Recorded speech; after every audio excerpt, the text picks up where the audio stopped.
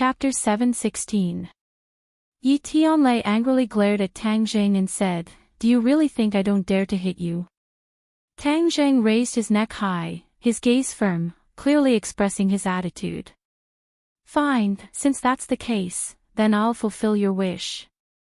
Seeing this, Yi Tianlei flew into a rage. Gotcha, his fist clenched tightly. So, like lightning, his large fist struck Tang Zhang's chest. He only used 50% of his strength. He thought that Tang Jing would dodge, but he did not dodge at all, directly taking this punch. Pang! With a muffled sound, Tang Zhang was like a sandbag, flying backwards and fiercely crashing into a tree trunk. Gotcha, the tree trunk snapped in half. Pooh! Tang Jing spat out a mouthful of blood. Although this punch was not enough to heavily injure him, he did not use his martial arts to block it. All of the power was completely absorbed by his body, so there was no need to doubt the shock to his internal organs. Why didn't you dodge?" Yi Tianlei asked. Tang Jing wiped the blood from the corner of his mouth and said, "I already said that I would let you hit me. Why would I dodge?" Yi Tianlei was speechless, his expression changing slightly. Even though he looked angry on the surface, his heart did not feel good at all. He had always thought highly of Tang Jing, as this kind of young elite was as rare as phoenix feathers and qilin horns. He and Ding Dang were originally a match made in heaven, but who would have thought that in the end, he would hurt his daughter's heart and even cause her to fall ill? If it was any other parent, they would be angry. Inside the room, two pairs of eyes stared at Tang Jing through the gap in the window. When she saw Tang Jing injured and spitting out blood, Yi Dingdong's expression changed, her snow-white teeth biting her lips. Feng Xinyang saw her daughter's appearance from the side and faintly sighed, saying, "Little handsome brother is actually quite good. Just punish him a bit. If this continues, there will be no way to end it." Yi Dingdang resolutely said, "I have nothing to do with him anymore. What's the point? You two are really a good match. If you withdraw, wouldn't other women be taking advantage of you?" Feng Xinyang persuaded earnestly. Wouldn't that fulfill his wish? Doesn't he like those women?" Yi Dingdang said in a bad mood. "Dingdang, I won't interfere with your decision, but don't blame me if you regret it in the future." Yi Dingdang turned to look at her mother and said, "You've been with Dad for so many years. Has he ever looked for other women?" Feng Xinyang raised an eyebrow. "If he dares, it would be strange if I didn't cripple him." Yi Dingdang smiled bitterly. "If Dad can do it, why can't he?" Feng Xinyang hesitantly said, "Everyone is different. Your father isn't as capable as him. Just because he's capable, he can flirt with other women." Feng Xinyang wanted to say yes. In today's society, how many successful people are loyal to one person? But looking at her daughter's expression, she took back these cruel words. Yi Dingdang coldly snorted and said, "Before, I chose to turn a blind eye. But I didn't expect that not only did he not restrain himself, he became more and more unbridled. I'm afraid he can't even count how many women he has by his side. Alright, since you've made your decision, I won't persuade you. But we can't always let him cause trouble outside. I want to see how long he can cause trouble." Yi Dingdang turned around and sat on the sofa, picked up a book and started reading. Feng Xinyang helplessly shook her head. She said in her heart, "What's the point of torturing these two people?" She glanced out the window and secretly said, "Little handsome brother, why are you so muddle-headed?" At this moment, Tang Jing wasn't muddle-headed at all. His mind was very clear. He finally realized the seriousness of the situation. Yi Dingdang was serious this time. People were most afraid of being serious. Once they were serious, things would develop in an unpredictable direction. Tang Jing didn't want to see such a result. He decided not to leave. He had to see Ding Dang and explain things to her face to face. You really don't want to leave? Yi Tianlei was at his wit's end and asked again. Yes. Alright, then you wait. I'll see how long you wait. Yi Tianlei angrily flicked his sleeves and left. He really couldn't do anything about Tang Jing. Tang Jing looked towards a small room in front of him. He could confirm that there were two people looking at him in that room. One of them had a very familiar aura. It must be Yi Ding Dang. However, he did not rush in immediately. He knew that Yi Ding Dang was still angry, so he would wait for her to calm down. He could afford to wait. As night fell, in the courtyard of the Ya family, a person stood upright like a piece of wood. The people of the Ya family pointed at him from time to time, but Tang Jing ignored them. He only stared straight at the room, hoping that the moment the door opened, the figure that haunted his dreams would walk out. Who is this? Why are you standing here in the dark? Scram to the side. Suddenly, a delicate voice came from behind him. Tang Jing frowned, without even turning his head. He knew who it was, Yi Meiyu. Yi Meiyu had used a honey trap on Tang Jing back then, but Tang Jing did not react at all, causing her to fly into a rage out of humiliation, and she had always harbored a grudge in her heart. In addition, the good relationship between Tang Jing and Yi Dingdang's family made Yi Tianlei's position in the Ya family more and more stable, which made Yi Meiyu even angrier. Today, Yi Meiyu was in a good mood. A while ago, Yi Dingdang was seriously ill, so she was secretly happy for a long time. Previously, she went to a party and hooked up with a little fresh meat. Only then did she go home in satisfaction. However, she did not expect that not long after she entered the house, she would almost bump into someone. Her good mood was immediately destroyed, and her big mistemper immediately flared up. Seeing that the other party was silent and did not move at all, Yi Meiyu felt that she had been completely ignored. She did not recognize Tang Jing and thought that he was just a servant of the Ya family. She immediately flew into a rage and raised the bag in her hand to smash Tang Jing's head, shouting, I told you not to open your eyes. I want you to know how powerful I am. Tang Jing could withstand Yi Tianlei's fist, but that did not mean that anyone could hit him. Hearing the sound of the wind behind him, he grabbed onto the other party's bag and forcefully snatched it away. With a so sound, the bag turned into a gust of wind and flew over the courtyard wall, disappearing without a trace. After Yi Meiyu's brain went blank for a short period of time, she completely exploded and shouted hysterically, You dare to resist? Men, capture him and beat him up. When did the Ya family let such an ignorant fellow in? However, no one responded to her, and no one came to stand up for her and chase away Tang Jing. Yi Tianlei had already given the order to treat Tang Jing as heir and ignore him. Seeing that no one came to help her, Yi Meiyu was so angry that her lungs were about to explode. She rushed to the front of Tang Jing and forcefully swallowed the vulgarities that she was about to blurt out. She stared dumbfoundedly at the face that she would never forget even if she became a ghost. Tang Jing, it's him. Why is he here? Is he here to look for Yi Dingdang again? Yi Meiyu's expression changed rapidly as she ridiculed, Oh, I was wondering who it was. So it's the famous Tang Jing, standing in our courtyard in the middle of the night. Are you here to be our Ya family's guard? Tang Jing glanced at her and said, Scram. Immediately, the mocking smile on Yi Meiyu's face froze, her face turned from red to white, and finally to ashen, and said, Tang Jing, this is the Ya family. It's not your place to be arrogant and despotic. Tang Jing coldly snorted and ignored her, only staring straight at Yi Dingdang's room. Seeing that she was ignored, Yi Meiyu became even angrier.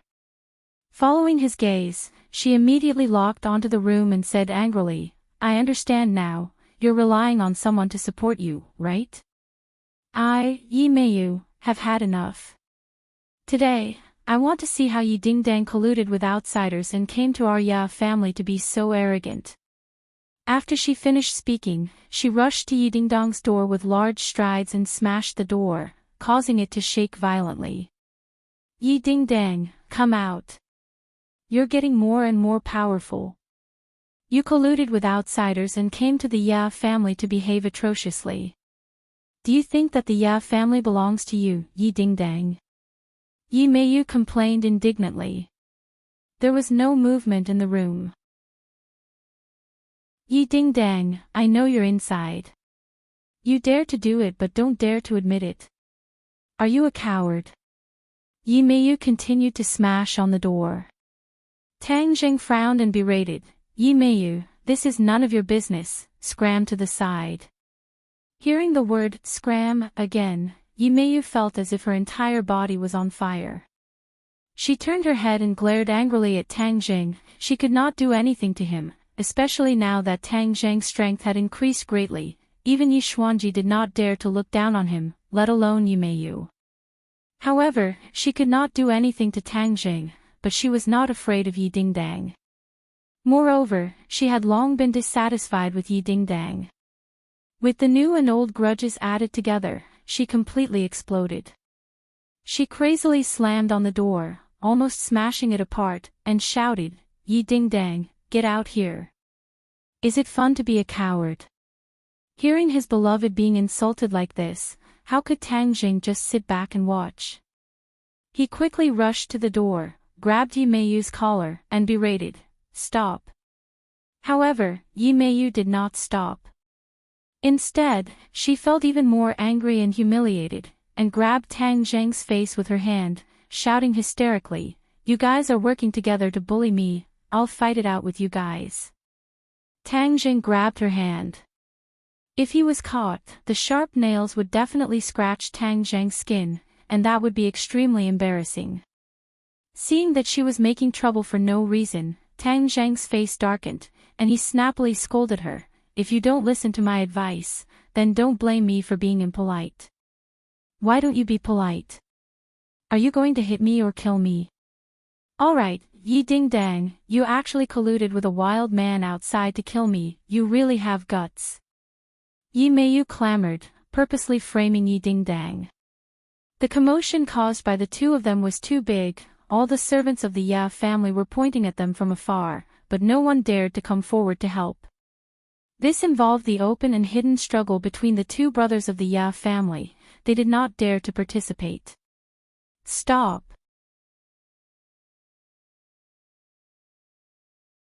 Chapter 717. Tang Zhang's hand that was holding on to Yi Meiyu froze. He stared at the person who walked out and cried out involuntarily, Ding Dang. Yi Dingdang's face was as calm as the surface of a lake without a single ripple. She coldly said, let her go. Tang Zheng released his hand, and when Yi Meiyu regained her freedom, her anger became even stronger. A single sentence from Yi Dingdang was enough to make Tang Zheng obey, but he actually dared to make a move on her, Yi Meiyu. The difference between them was immediately obvious. Yi Dingdang, you colluded with outsiders to cause trouble in the Ya family. I'll fight it out with you. After saying that, he pounced on Yi Dingdang with bared fangs and brandished claws. Yi Dingdang did not expect Yi Meiyu to be so unreasonable and even dare to make a move. However, at such a close distance, even if her skills were much better than Yi Meiyu's, it would still be useless. Those long nails would definitely scratch Yi Dingdang's delicate skin, and might even leave scars and disfigure her. How dare you? Tang Zheng was shocked. His reaction was extremely fast as he blocked Yi Meiyu's path in a flash. Puff! Yi Meiyu's fingernails scratched Tang Zheng's neck, leaving a long mark, but it did not cut through his skin. Instead, Yi Meiyu's fingernails broke with a crack. Ah! Yi Meiyu let out a heart-wrenching scream. Holding onto her hand, she immediately retreated and looked at Tang Zheng in shock. She had clearly succeeded, but why was the other party not injured at all? That was impossible. However, she did not know that Tang Zheng had cultivated the primal chaos Vajra spell. Not to mention his fingernails, as long as he circulated his energy, ordinary weapons would not be able to harm him in the slightest. You.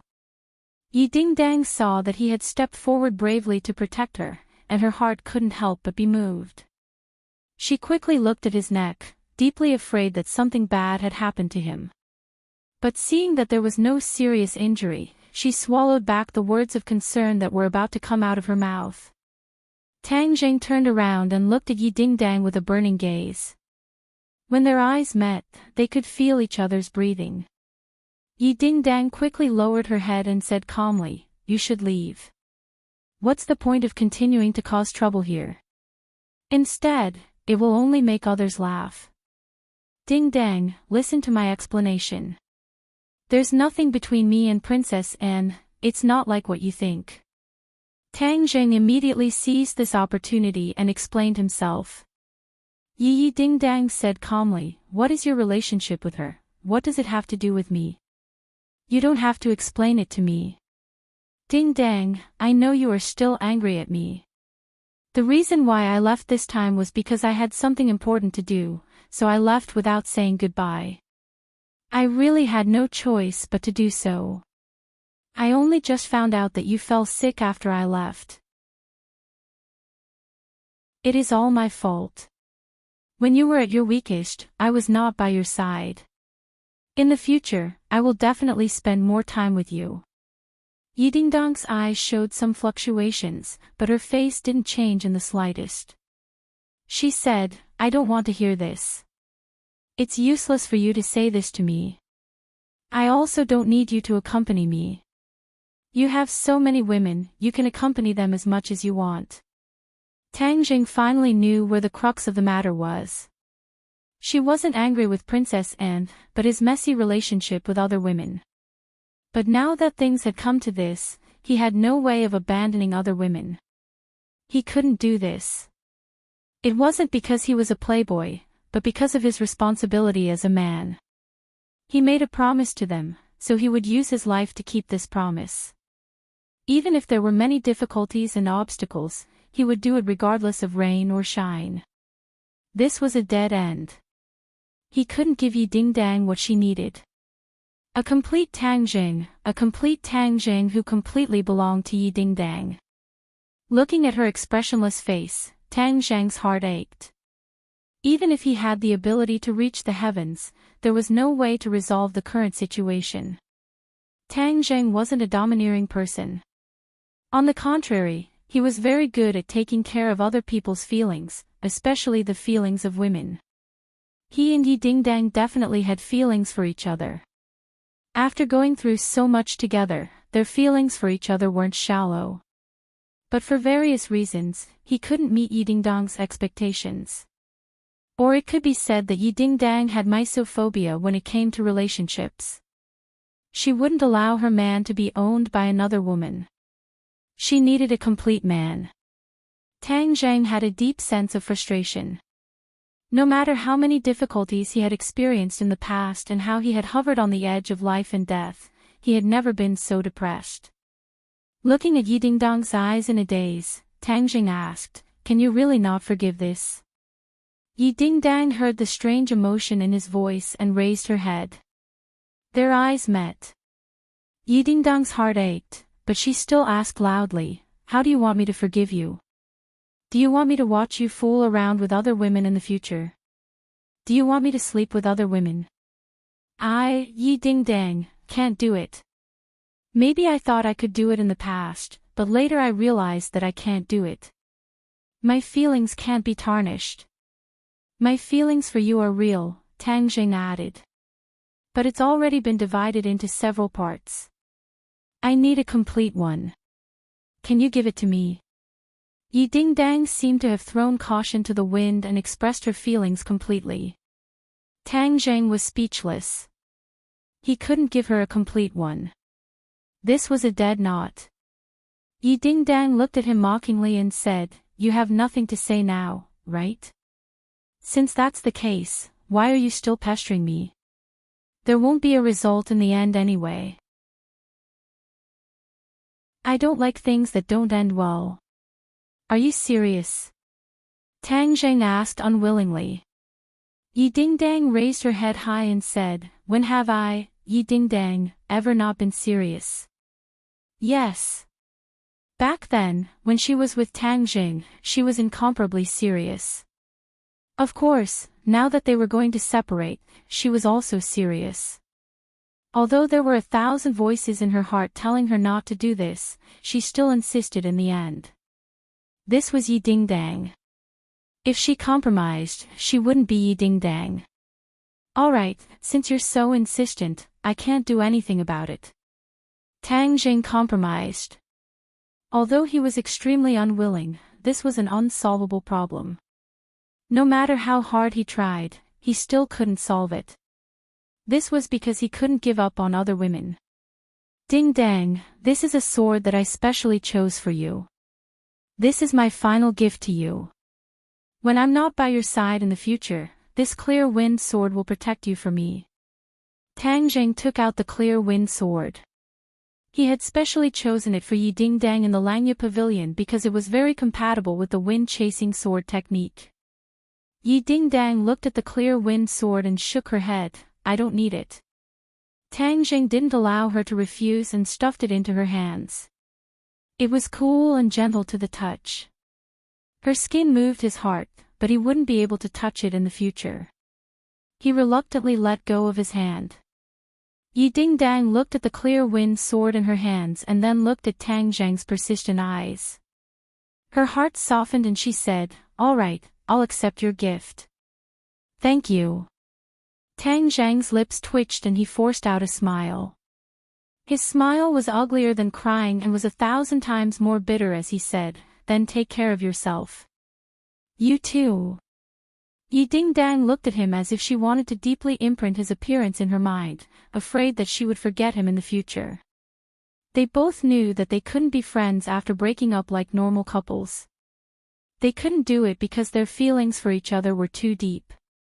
When their feelings were too deep, if they couldn't have each other, they couldn't force themselves to be friends. That would be too cruel and painful. "I'm leaving."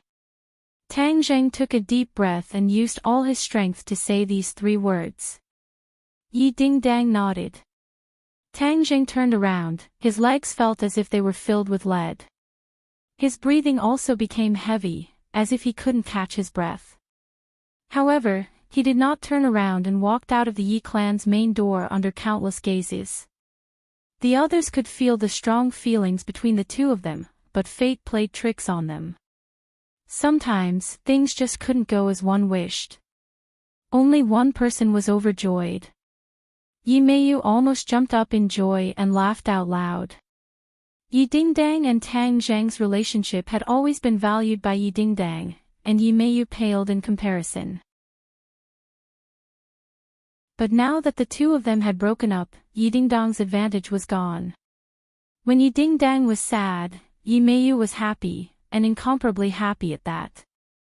Seeing her looking at the clear wind sword in her hand in a daze, Yi Meiyu mocked mercilessly, "What's so good about a broken sword?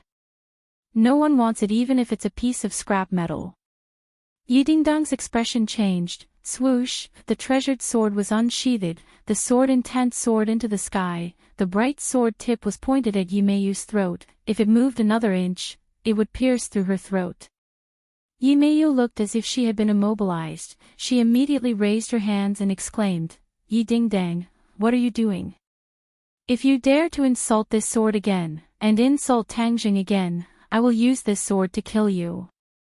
Yi Ding-dang said with killing intent. Yi Meiyu's entire body trembled. She could see a strong killing intent in Yi Ding-dang's eyes. If she dared to speak rudely again, she had no doubt that Yi Ding-dang would kill her. I don't dare, I don't dare." Yi Meiyu immediately begged for mercy. "Humph." Yi Ding-dang snorted coldly. Just as she was about to put away the clear wind sword, a figure appeared beside her, his finger brushed against the sword, and praised, good sword, a rare treasure sword." This ghost-like person was the patriarch of the Ya family, Yi Xuanji. Yi Meiyu was so embarrassed that her cheeks flushed red. Just now, she had said that the sword was a piece of scrap metal, but now, the patriarch praised it as a treasure sword. However, no one cared about Yi Meiyu's embarrassment anymore. Yi Tianlei and Feng Xinyang also walked over. Feng Xinyang's eyes were moist, looking at her daughter. Her heart felt like it was being stabbed by a knife. However, in the end, their gazes were still attracted by the clear wind sword, and their eyes could not help but light up. The two of them did not use weapons, but they still had good eyesight. This clear wind sword was definitely the best treasure sword they had ever seen in their lives. This is too precious. Yi Tianlei exclaimed. Ding dang, can I take a look? Yi Xuanji asked for his opinion. Yi Dingdang nodded. When Yi Xuanji received the clear wind sword, his expression changed greatly. The clear wind sword was as light as air. He had never heard of such a sword before. Immediately, he knew that he had underestimated the value of the sword. This was not an ordinary treasure sword, but a peerless treasure sword. It was a divine weapon that countless warriors yearned for even in their dreams.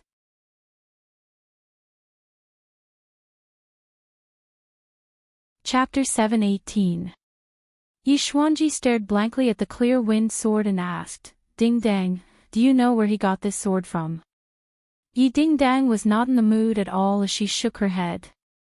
Yi Xuanji could also see that she was in low spirits, but he still had too many questions in his heart, so he did not give up and continued to ask, although this is a peerless treasure sword, because it is too extraordinary, it can be said to be of little use to ordinary warriors.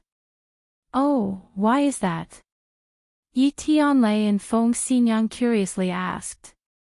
Because it is too light. Normal martial arts cannot control this treasure sword. Yi Xuanji mysteriously said. Yi Tianlei and Feng Xinyang were suddenly enlightened. That's right, how could a normal weapon not have weight? This kind of weapon was like air and normal people could not control it. It required a set of martial arts. But as far as they knew, they had never heard of this kind of martial arts. For a moment, the three of them felt regret. Having a godly weapon but not being able to use it, this was one of the biggest regrets of a martial artist. Yi Dingdang heard their conversation and expressionlessly said, Tang Zhang has already taught me a set of sword techniques that can control this clear wind sword. He has already taught you a set of sword techniques. What sword techniques?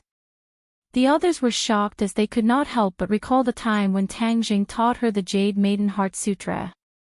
The Jade Maiden Heart Sutra was a rare martial art book for normal martial artists. But in Tang Zhang's hands, it was like a cabbage that was casually given away.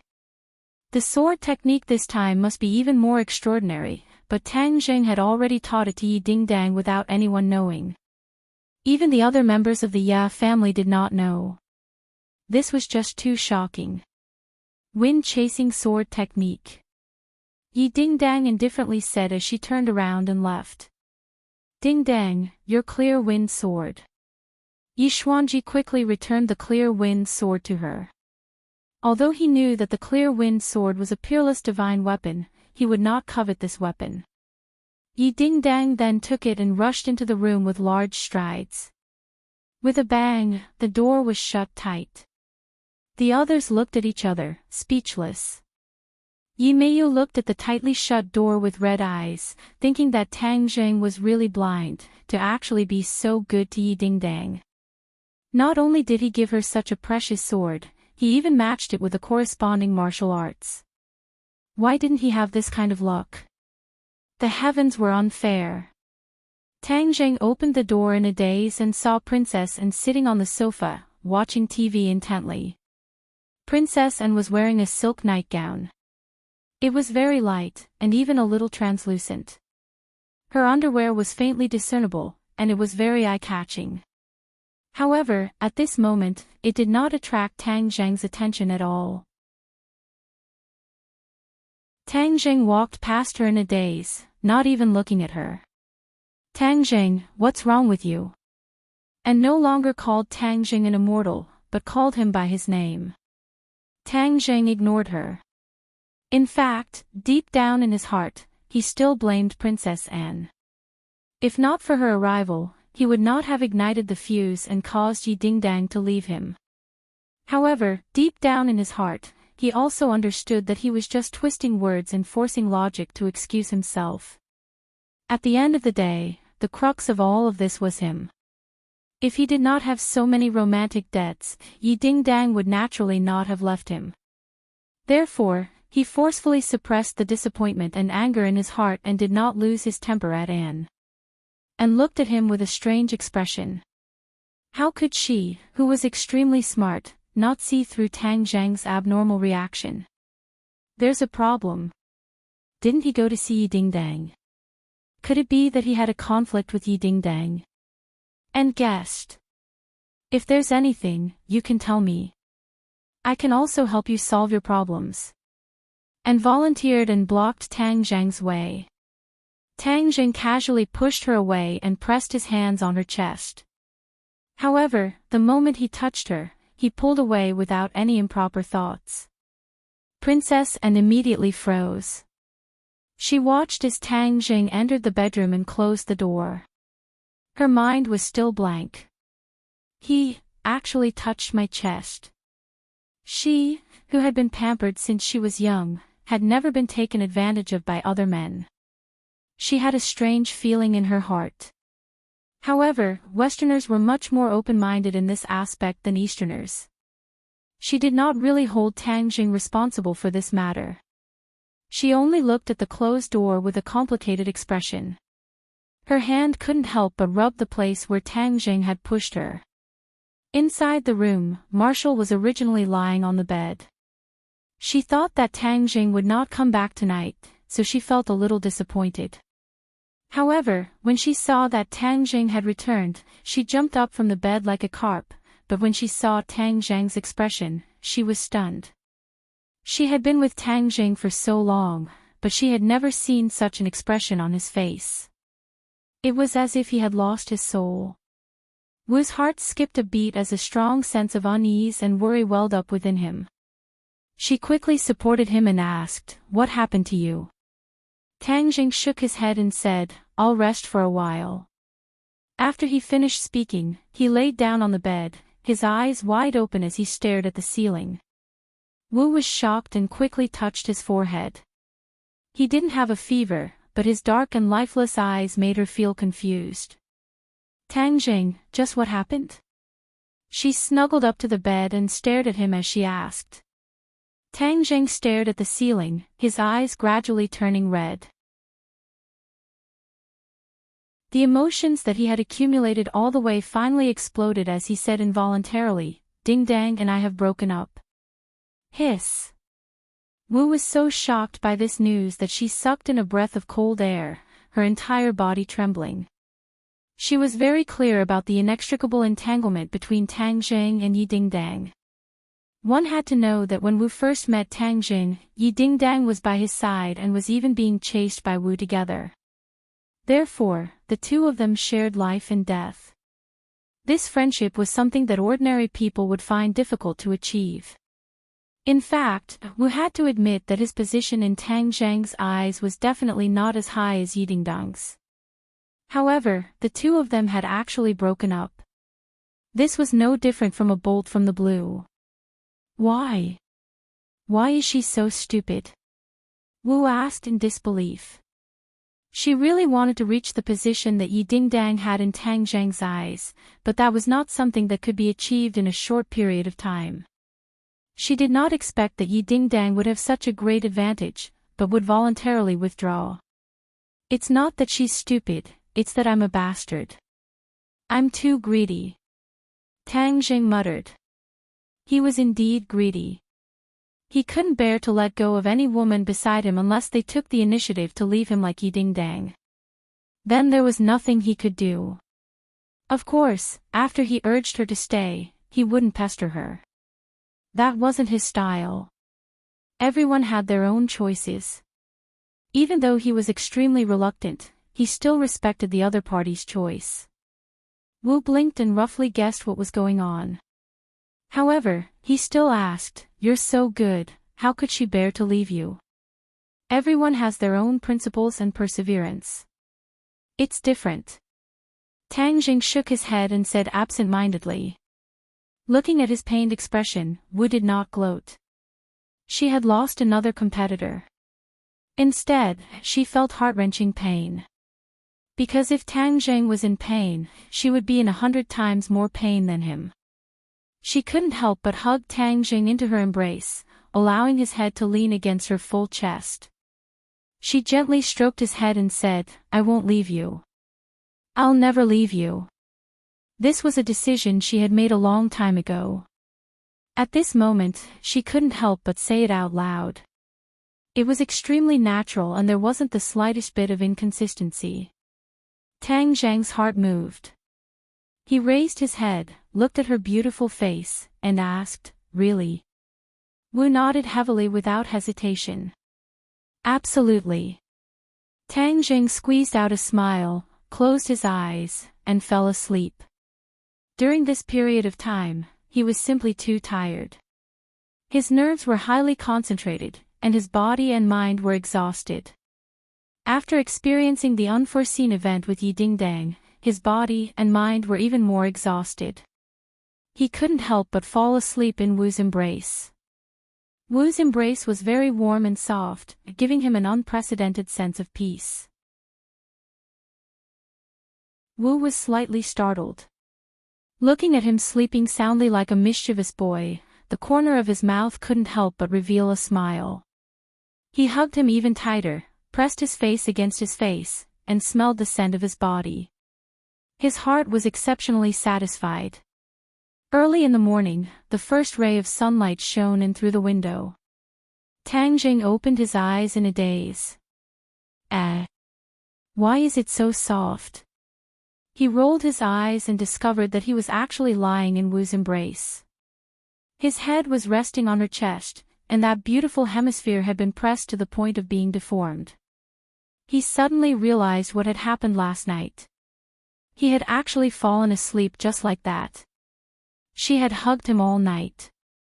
He slightly got up, wanting to crawl out of her embrace, but heard a groan.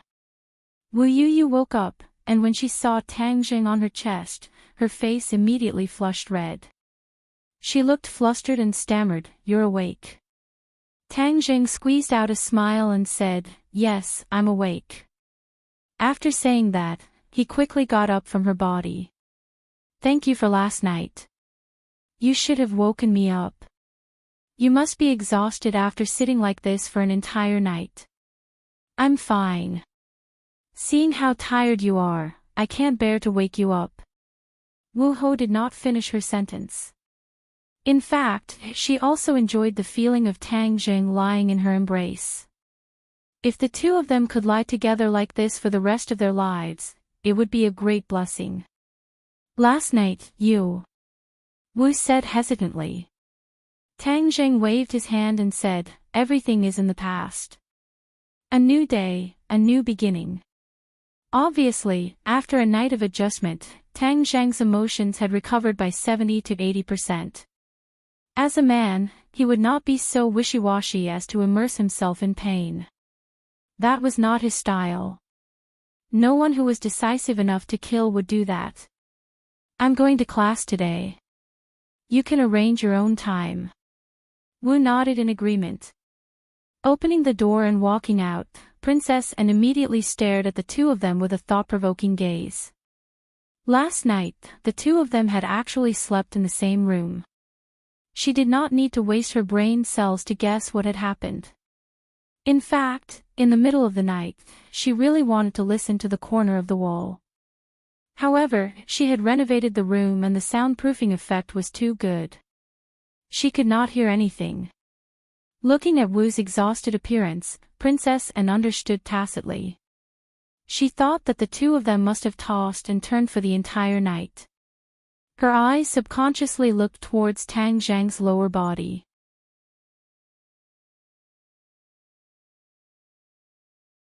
Chapter 719.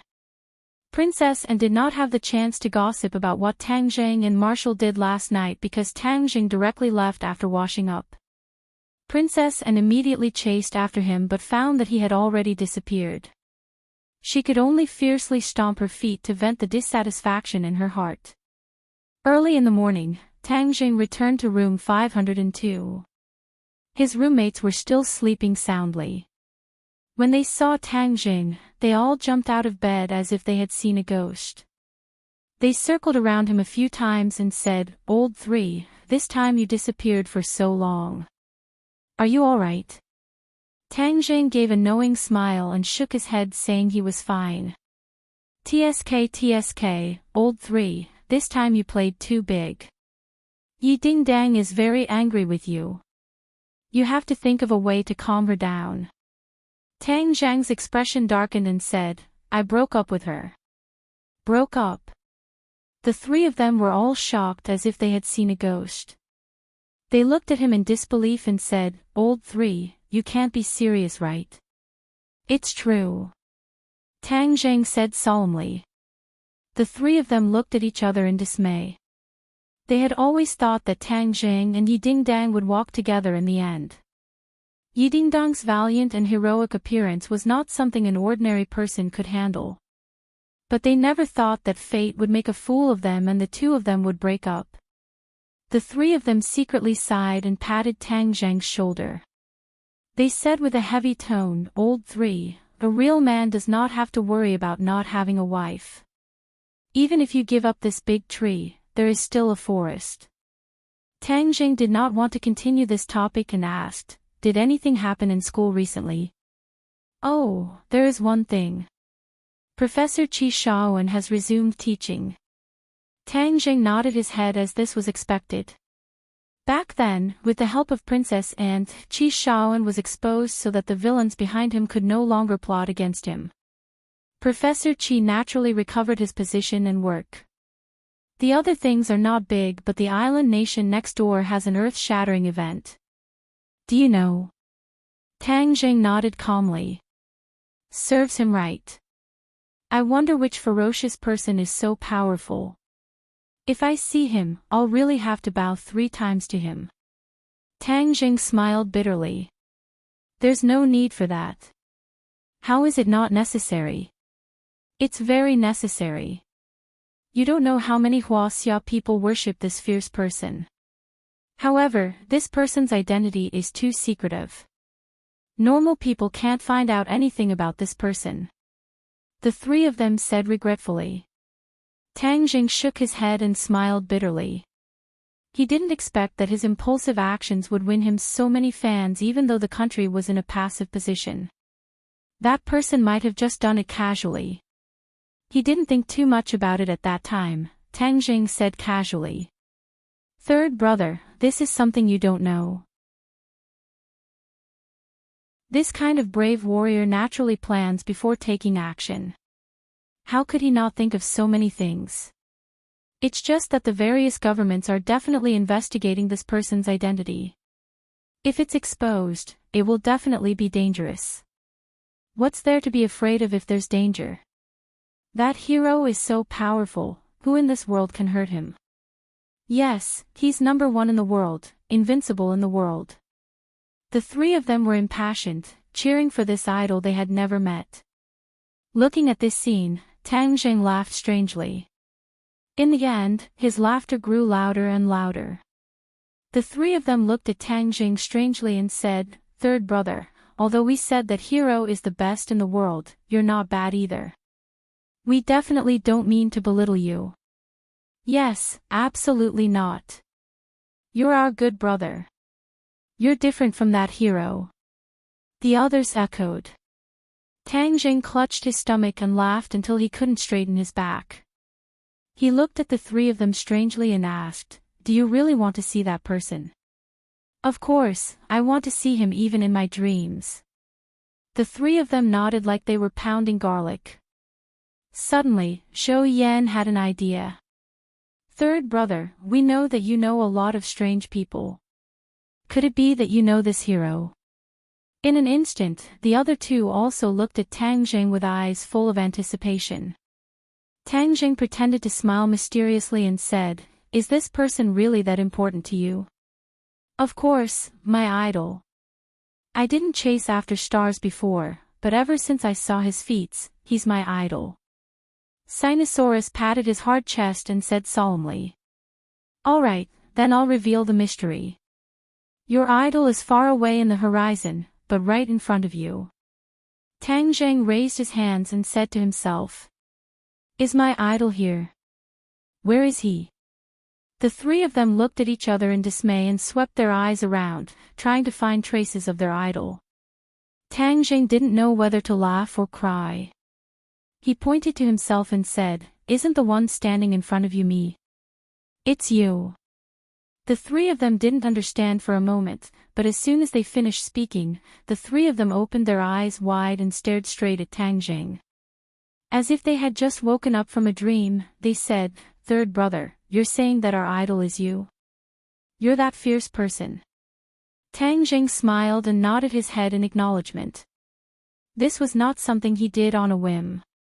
A long time ago, he had the thought of helping his roommates become cultivators. However, at that time, the cultivators were weak and were being chased by the martial sect. If he let them become cultivators, it would be like pushing them into a fire pit. Of course, Tang Zheng couldn't do such a thing to his friend, so this plan was put on hold.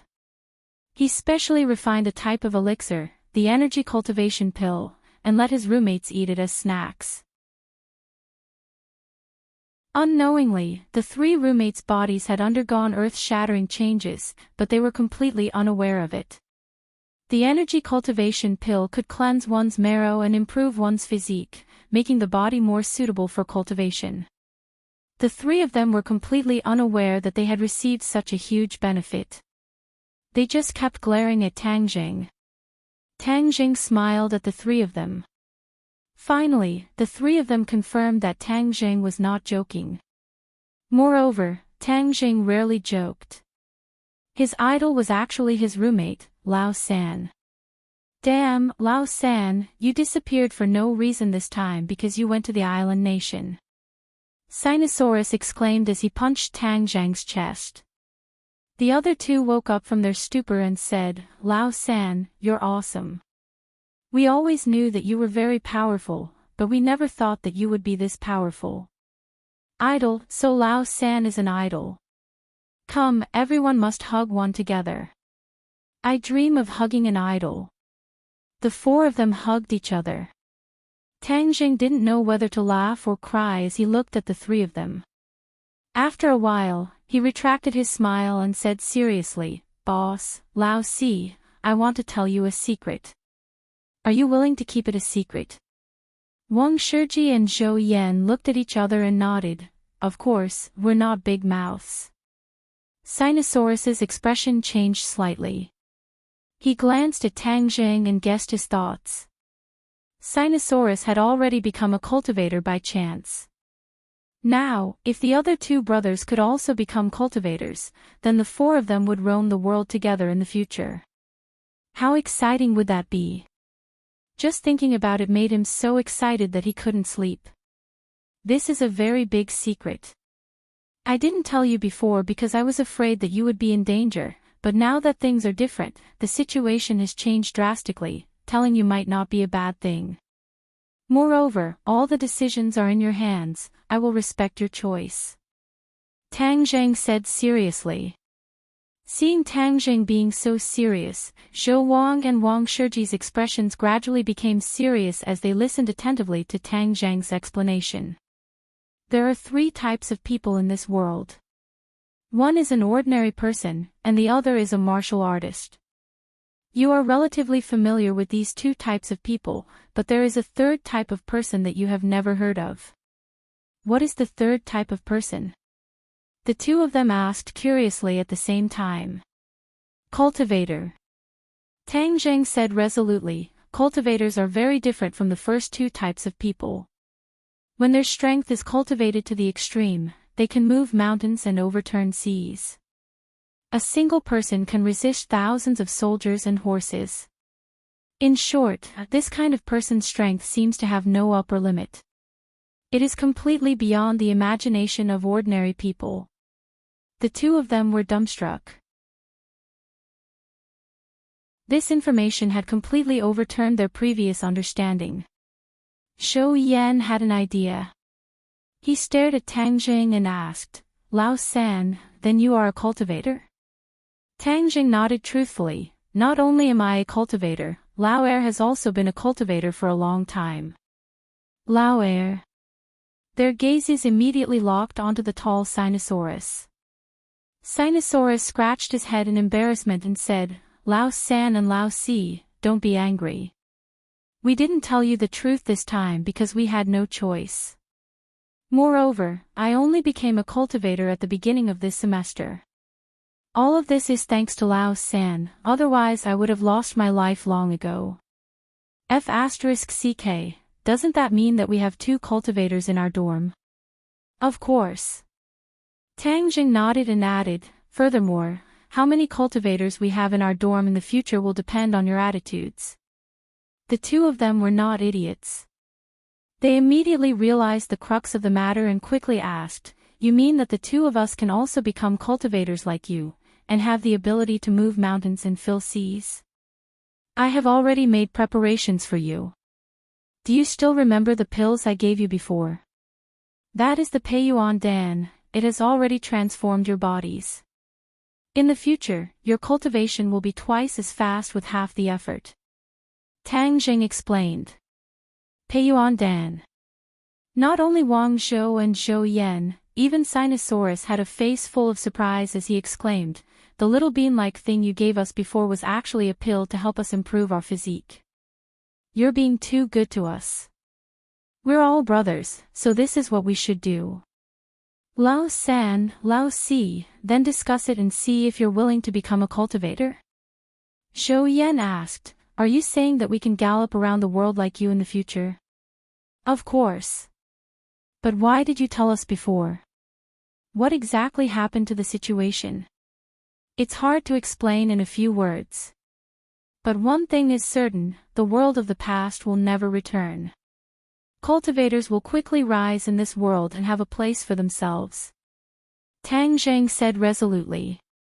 Although he was not willing to bring back the cultivators of the sky beyond heaven, it did not mean that he did not welcome other cultivators.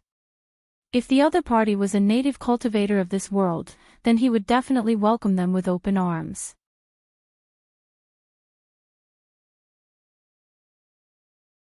Chapter 720. In the face of such a good thing, Zhou Yan and Wang Shiji agreed without any hesitation. Every man yearned to become stronger from the bottom of his heart and had a dream of becoming a hero. Now that the opportunity was right in front of him, wouldn't he be a fool if he didn't seize it immediately? Tang Jing immediately taught them the basic knowledge of cultivation, and also taught them the god-killing method that he had taken out from the Langya Pavilion. After that, the 4 of them went to class. After experiencing the continuous battles of the island nation and returning to the peaceful life of a university, Tang Zhang's heart couldn't help but calm down. Furthermore, he had delayed too many classes, so he had to make up for it as soon as possible. Although going to school was only a kind of experience for him, he still took it very seriously. The other students were already used to Tang Zhang's elusive appearance. This archaeology department, or even Yenqing University's anomaly, was far from what others could compare to.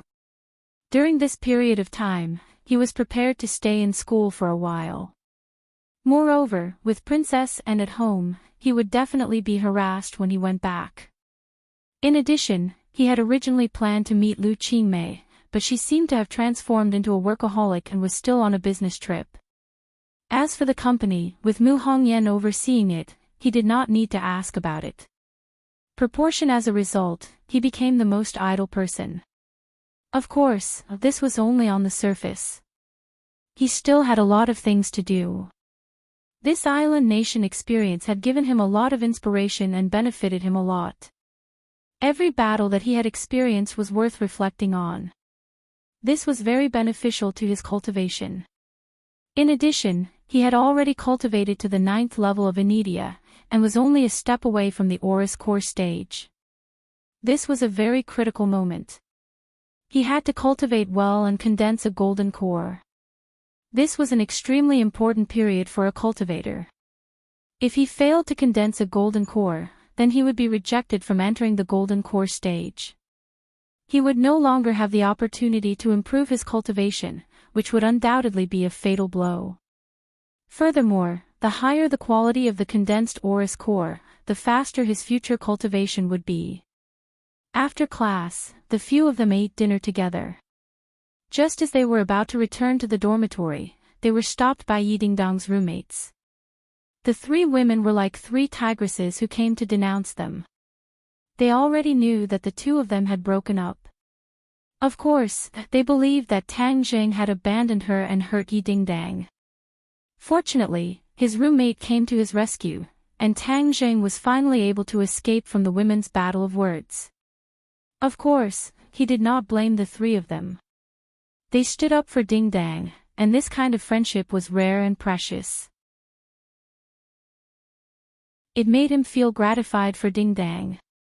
He walked around the campus aimlessly, looking at the lush trees and the various teaching buildings hidden under the big trees. He realized that he had not seriously strolled around the campus, and the school was so unfamiliar to him. Thus, he strolled around the campus alone, like a lonely traveler, blending into the beautiful scenery of the campus. Unknowingly, he arrived in front of an office building. He suddenly remembered that Professor Qi Shaowen's office was inside, so he walked in. When he opened the door, he found that the room was full of documents. Professor Qi was buried in all kinds of documents, and his thin body was almost buried by the documents. He flipped through all kinds of documents as if there was no one around. His expression was sometimes excited, sometimes depressed, like a madman. Tang Jing was shocked. Didn't Professor Qi already return to work? How did he become like this? He looked even more down and out than before. Professor Qi. Tang Jing called out softly. Professor Qi did not raise his head and said, "You're a delivery man, right? Put the food on the table. The money is on the table, take it yourself." Delivery. Tang Jing was stunned and looked at the table by the door. There was indeed money on the table, and the trash can beside it was full of fast food boxes. He didn't even have time to go out for a meal, and he stayed in the office all this time. Tang Jing was shocked.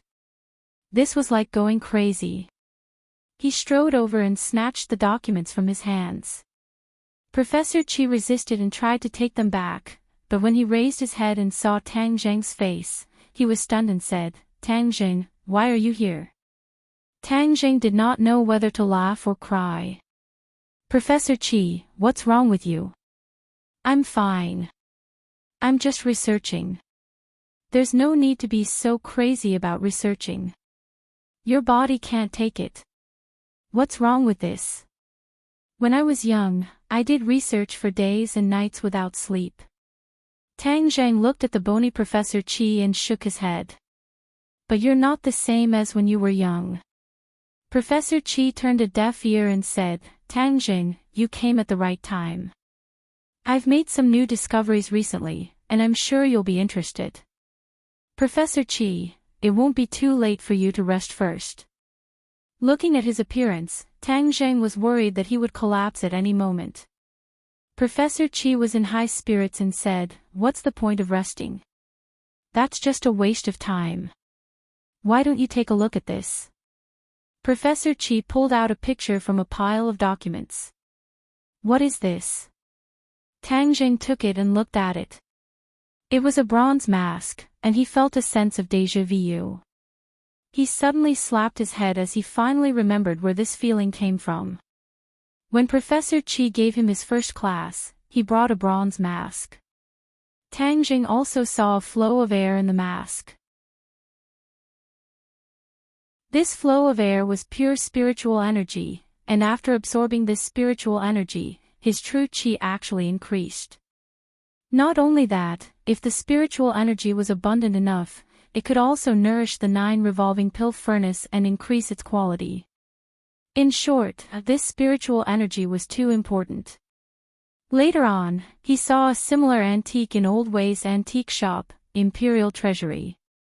Later on, he found out that these antiques were ancient sacrificial tools, but after that, he never saw another similar antique again, so Tang Jing forgot about it. He never thought that he would see it again today. Moreover, it was clear that the bronze mask in this picture was different from the one he saw before. Seeing Tang Zhang's expression change, Professor Qi proudly said, "Ha, I knew you'd be interested." "Professor Qi, did you find this kind of mask again?" Tang Zhang curiously asked. Professor Qi nodded, "Of course. Actually, this is a big surprise." "Oh, why do you say that?" Tang Zhang was also interested. One day, someone went to Old Wei's imperial treasury to sell antiques, and one of the items was this mask. Old Wei remembered that you liked this kind of thing, so he bought it on the spot. However, there was a pleasant surprise, and that was that there was another item, which was this. Professor Qi flipped through another photo. This was a painting that had been taken. On it, there was a rough outline of a scene. This was the construction of a palace. The palace towered into the clouds, and the materials were very large. Giant stones and giant trees, giving people a very shocking feeling. In front of the palace, there was a tall altar, and according to the scale of the picture, this altar was the size of 10 football fields. A group of people stood on the altar, densely packed, but the appearance of these people could not be seen clearly because each of them was wearing a bronze mask. Hiss! Tang Zhang sucked in a breath of cold air. With so many bronze masks, how much spiritual energy did they contain? If they were to absorb it, then the effect would be too great. How is it? Professor Qi stared at Tang Zhang with a burning gaze, and asked with a bit of pride. Tang Zhang suddenly raised his head and stared at Professor Qi. "Is this picture real?" Professor Qi nodded seriously. "This is a documentary picture, and everything in the picture should be compared to the real thing. Although the things in the picture are too shocking, I believe that it is real."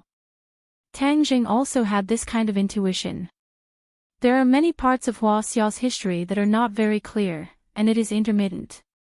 Especially the ancient era, it is basically blank, and many of them are filled in by myths, as if someone is deliberately hiding the history of the ancient era. However, that period of history is often very fascinating to historians, but there has been no strong evidence to prove or study that period of history.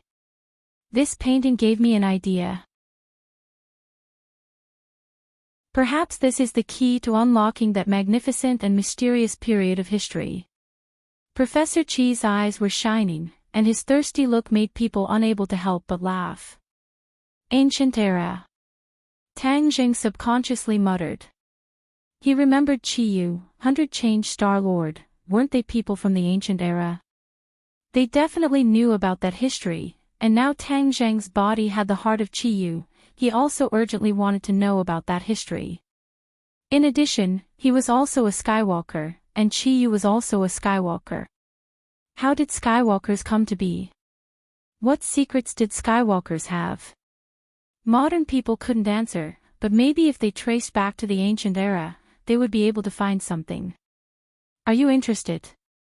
Professor Qi asked. Tang Zhang nodded. Where is the person who sold these antiques? Professor Qi's face darkened. Gone. Gone. Tang Zhang was disappointed. How can you let him go? This is a big discovery. Professor Qi said helplessly. I also asked Old Wei the same thing, but at that time he didn't completely discover the value of these antiques, so he didn't let the seller stay, and according to Old Wei, the seller didn't come with good intentions, he was not a good person. Tang Zhang didn't care, he himself was not a good person, why would he be afraid of evil people? Since Old Wei has seen the seller, then let's go find him and see if we can find any useful information.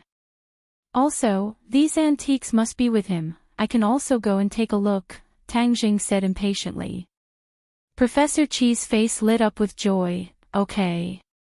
The two of them immediately took the photos and rushed out, heading straight to Old Wei's imperial treasure house.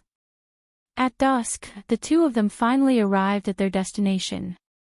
They saw Old Wei sitting at the door with his legs crossed and a cup of tea in his hand, looking at the people coming and going. There were still a few customers in the shop, but with the waiter taking care of them, he didn't need to worry about them. When he saw the two of them, Old Wei put down the cup of tea and quickly walked over. He couldn't help but look at Tang Jing with joy. Young Master Tang, what a rare guest. Old Wei, you are wrong, we have been friends for more than 10 years, you are not as friendly to me as you are to Tang Jing, Professor Qi joked.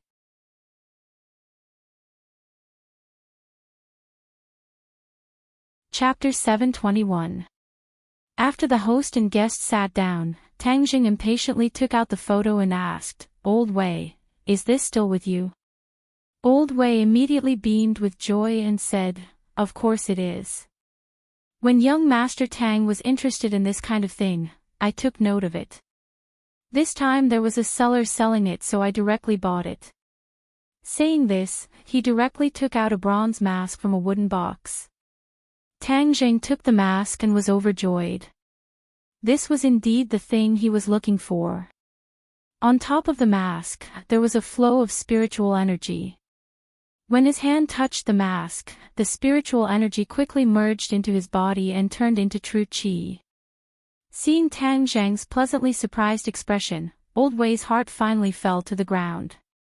Those in the antique business made friends with people from all walks of life. Of course, there was no lack of trouble. If he could have a strong helper like Tang Jing, then there would be less trouble in the future. That was why Old Wei spent so much effort to befriend Tang Jing. Tang Jing, what do you think? Professor Qi curiously asked. Tang Jing suddenly raised his head and handed the mask to Old Wei and nodded, this is it. Professor Qi smiled and said, I told you my eyes were right. Wasn't it because I recognized it first?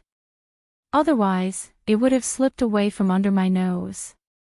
Old Wei said as if he wanted to take credit. Professor Qi said, you've got good taste this time, all right. We came here for more important things. Old Wei smiled mysteriously and blinked, I already guessed that you would come looking for me. Oh. Professor Qi raised his eyebrows, you can even predict. Then why don't you tell us why we came looking for you? Old Wei's finger tapped on the bronze mask a few times and said with a mysterious smile, you came to ask about the origin of these things. Didn't you say you didn't know? Professor Qi asked. Is there anything in the antique business that I don't know? Old Wei boasted. So you know. Then why did you say you didn't know when I asked you last time? Professor Qi glared at him and asked. Old Wei wagged his finger and said, see, I don't understand your fiery temper. If I had told you back then, it might not have been a good thing for you. Now that young Master Tang is back, it's a different story. Professor Qi frowned and said, what exactly are you up to? Seeing that Tang Zhang was also listening attentively, Old Wei did not keep him in suspense. He coughed lightly and said, listen carefully, the sellers of these things are not good people. They are grave robbers. Grave robber. Tang Zhang and Professor Qi cried out in alarm at the same time. As a serious ancient examiner, they hated tomb robbers very much. For the sake of benefits, these people wantonly destroyed ancient tombs and cultural relics. Many of the ancient tombs that they stole were in a mess, and many of the precious cultural relics were destroyed. This was the most pitiful thing for the ancient examiner. Moreover, grave robbers often sold cultural relics overseas for profit. This kind of behavior was outrageous. Immediately, Professor Qi flew into a rage and said, then why don't you call the police and arrest these people? Old Wei shook his head and smiled bitterly, Old Qi, I'm an antique shop. Unlike you, an archaeology professor, it's possible for us to deal with these people in our line of work. If I call the police, how can I survive in this line of work in the future? Every line of work has its own rules. People in the martial arts world have no choice. Professor Qi was startled when he heard this. He also knew that his words were too businesslike. As an authority in the archaeology world, he understood the twists and turns in it. He knew that Old Wei's words were not false. Moreover, these grave robbers are all bloodthirsty. If they know that I'm the one who called the police, I'm afraid that my old life will be in their hands in the end. Old Wei added. Professor Chi's face turned red and said, Old Wei, I didn't think it through. Please don't take it to heart. As an old friend for decades, he naturally did not want Old Wei to put himself in danger. Do you think I don't know you well? Old Wei waved his hand indifferently. His gaze turned and fell on Tang Jing. Young Master Tang is different. I'll tell young Master Tang about these grave robbers. He will definitely have a way to deal with them. Tang Jing smiled faintly and nodded. Old Wei is very thoughtful. It's just a group of grave robbers. Of course, I have a way. Old Wei clapped his hands and smiled. Good. This group of grave robbers is quite large. I've sent people to follow them for a while. They're active in Beijing, but according to my observations, they're preparing for their next operation. Furthermore, I heard that they're going to rob a large ancient tomb. Then we can't let them leave Beijing. We have to capture them immediately and interrogate them to find out where these things came from. Tang Zhang said impatiently. Professor Chi also nodded. That's right. We can't let them rob the next ancient tomb. Looking at the two men's impatient and indignant expressions, Old Wei quickly stopped them. Don't be hasty. Things aren't as simple as you think. If you want to know the origin of these things, don't act rashly. I've already found out that they are going to rob the same ancient tomb as the last one. These things were stolen from that ancient tomb.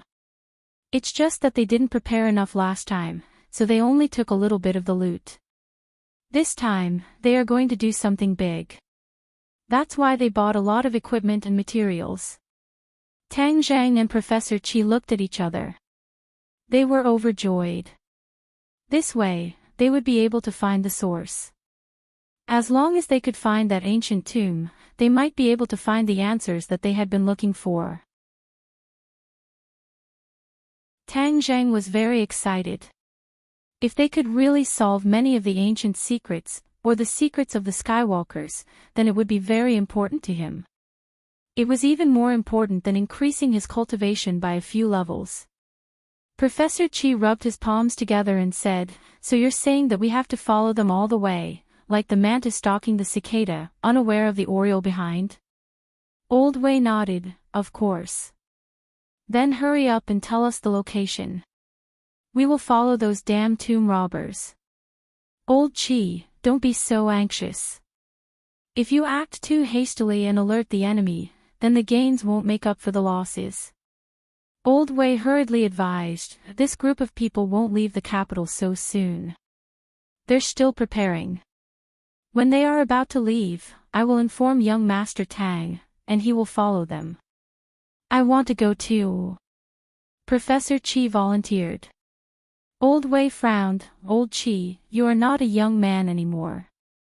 You will definitely not be safe if you follow those tomb robbers. Are you sure your body can do it? It will be bad if you cause trouble for young Master Tang. No, I have to go. Professor Chi insisted. The temptation this time was too big. Professor Chi couldn't resist at all. Looking at his stubborn eyes, Tang Zhang's heart moved. It's okay, I will take care of you when the time comes. Professor Chi had helped him so much, so how could Tang Zhang leave him alone? Even if it was a little more burden, he didn't care. In fact, Tang Zhang had another idea in his mind.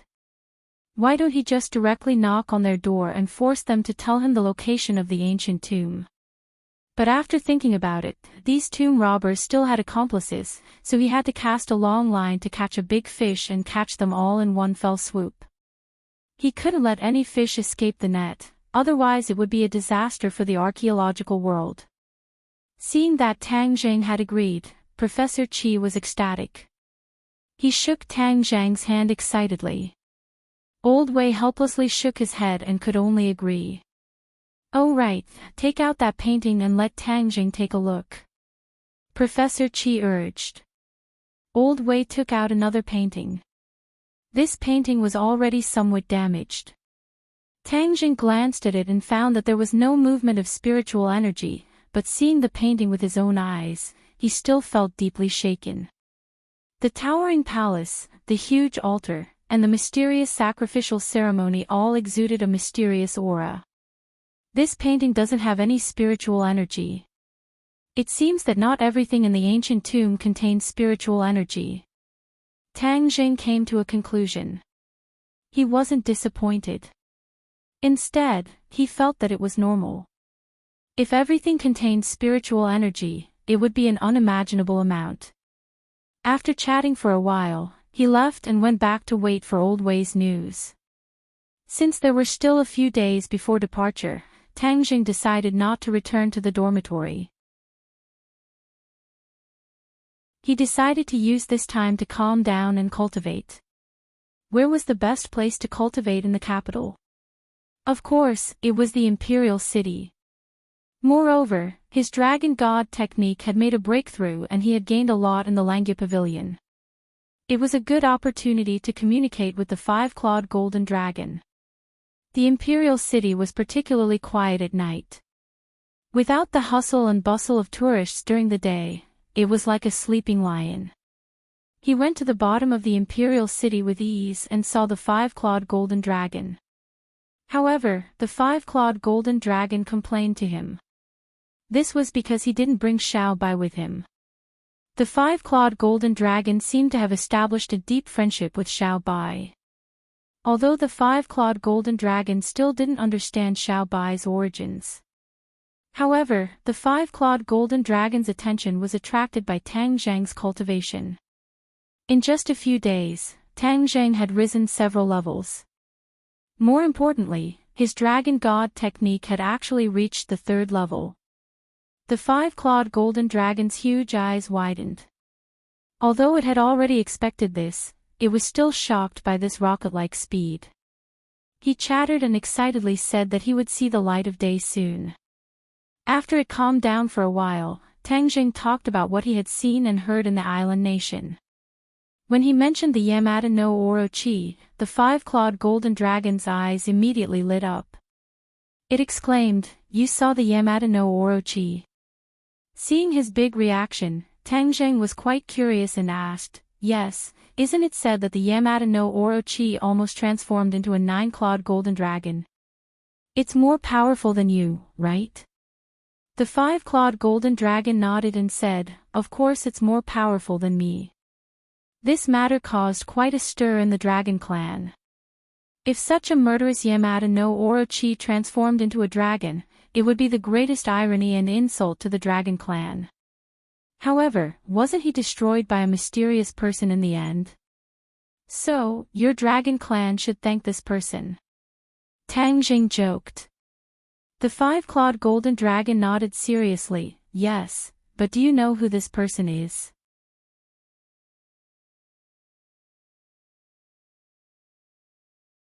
Chapter 722. Seeing Tang Jing shake his head, the five-clawed golden dragon smiled as if he had already expected this reaction. He solemnly said, "This person is the first emperor of the human world, Qin Shi Huang." Qin Shi Huang.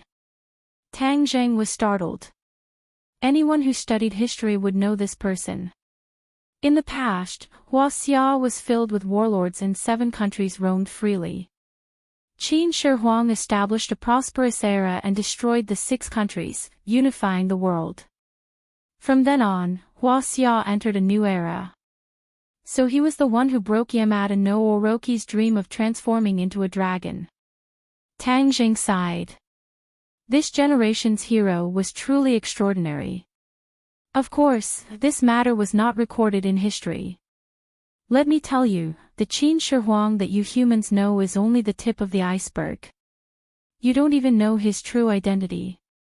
Why was he able to destroy the 6 countries and unify the world? At that time, the world was filled with experts. What did he rely on to accomplish this? The five-clawed golden dragon continued to ask. Tang Jing was confused. How could he know these things?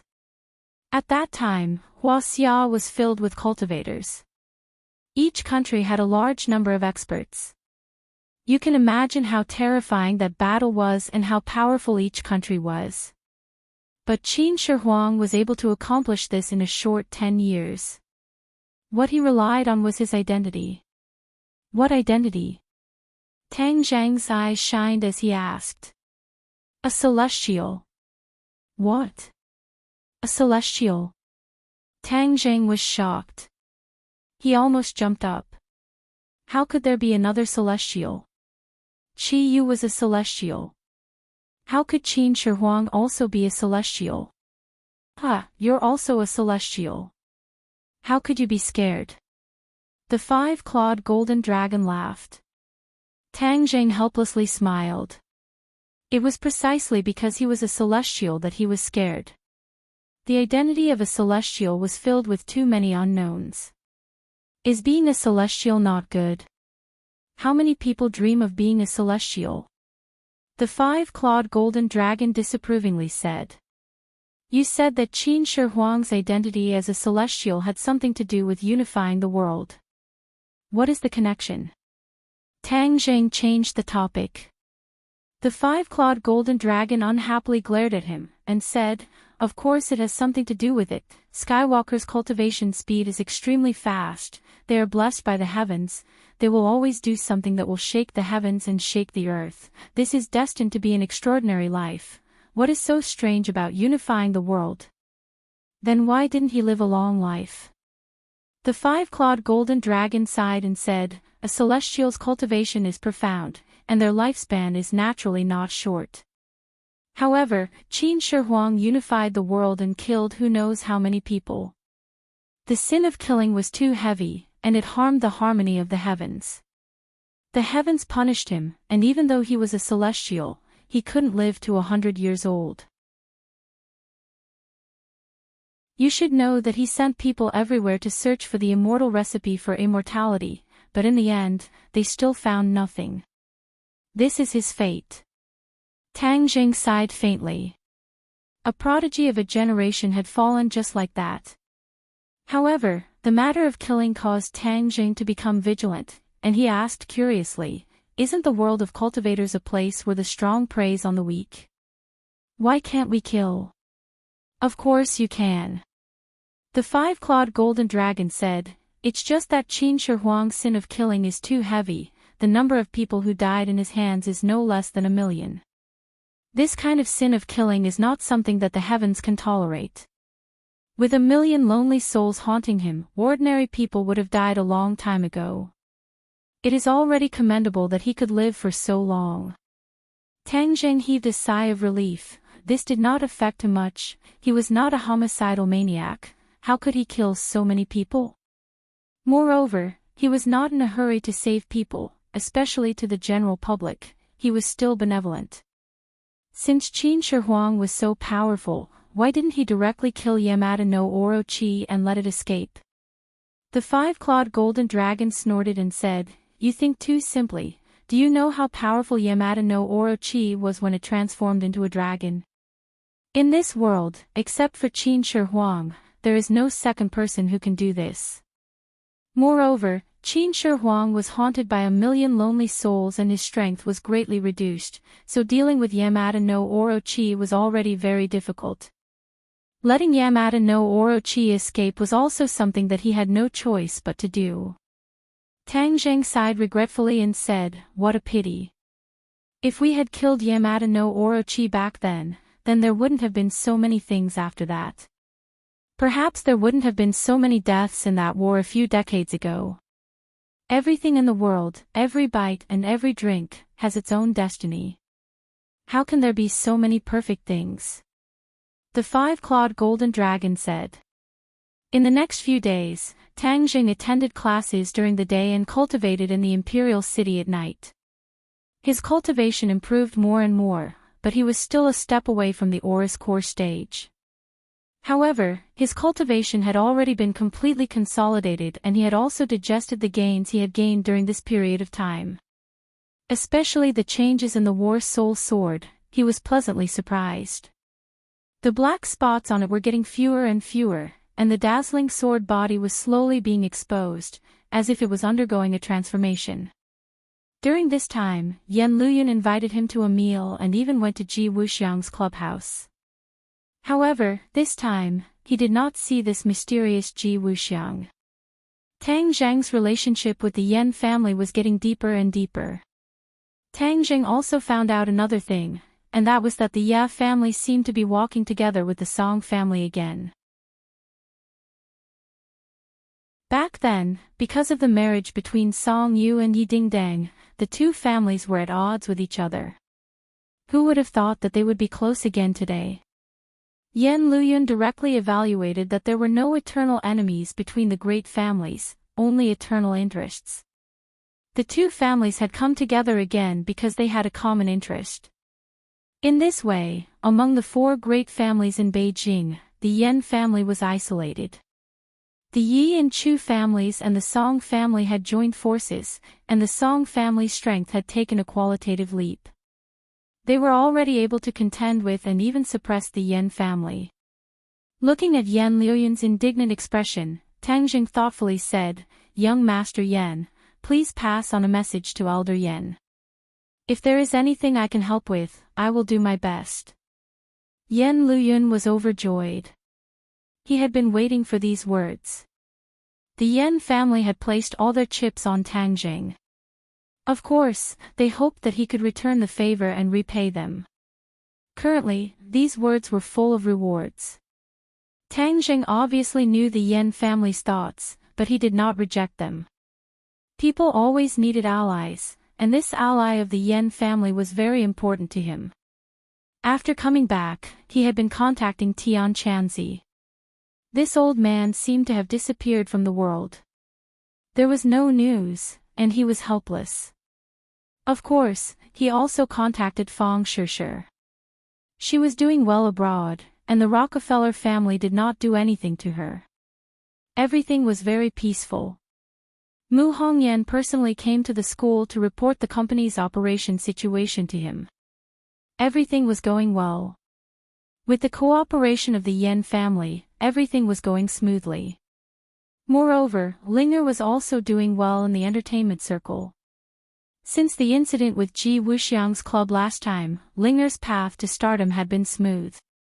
Releasing albums, shooting movies, everything was proceeding in an orderly manner. Her popularity had soared, and she was already recognized as a rising star in the entertainment circle. However, there were also things that occasionally caused ripples in Tang Zheng's heart, and that was when he bumped into Yi Dingdang a few times on campus. However, Yi Dingdang completely treated him as air, brushing past him and never looking at him again, causing him to sigh. He had already been repeatedly urged by the five-clawed golden dragon to bring Xiao Bai to the imperial palace. In order to not listen to its nagging, Tang Jing decided to go home once. Moreover, he specifically chose to go home during the day in order to avoid meeting Princess Anne. When he opened the door, as expected, he did not see Princess Annie. Marshall and Lil White were both at home, and when they saw him, a hint of pleasant surprise flashed through the depths of Marshall's eyes. Like a little wife who had reunited after a long time, they warmly welcomed him. Xiao Bai jumped onto his shoulder, hugged his head and kept scratching it, as if complaining that he had not come back to play with it during this period of time. "I came back this time to bring Xiao Bai out," Tang Jing said. When Xiao Bai heard this, he was extremely happy and squeaked non-stop. A hint of disappointment flashed across Wu's eyes. So he didn't come to see him. Tang Jing immediately saw through her thoughts and hurriedly held her hand and said, "I missed you too. I came back to see you." Wu's eyes immediately surged with intense joy as he looked at him with a burning gaze.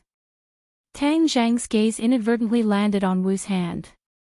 The huge scar immediately attracted all of his attention. He patted his head. He was truly muddle-headed. How could he forget about this matter? The scars on Wu's hands and chest were like ugly centipedes lying on her fair skin. It was a ghastly sight, and every time he saw it, it was like torture. There was no need to mention it to Wu. He had already said that he would remove these scars for her, but he had actually forgotten about it. There was no time like the present. He had to settle this matter today. Seeing him staring straight at his hand, the scar was shocking. Wu was shocked. As if he had been electrocuted, he immediately retracted his hand and hid it behind his back. His face became somewhat pale.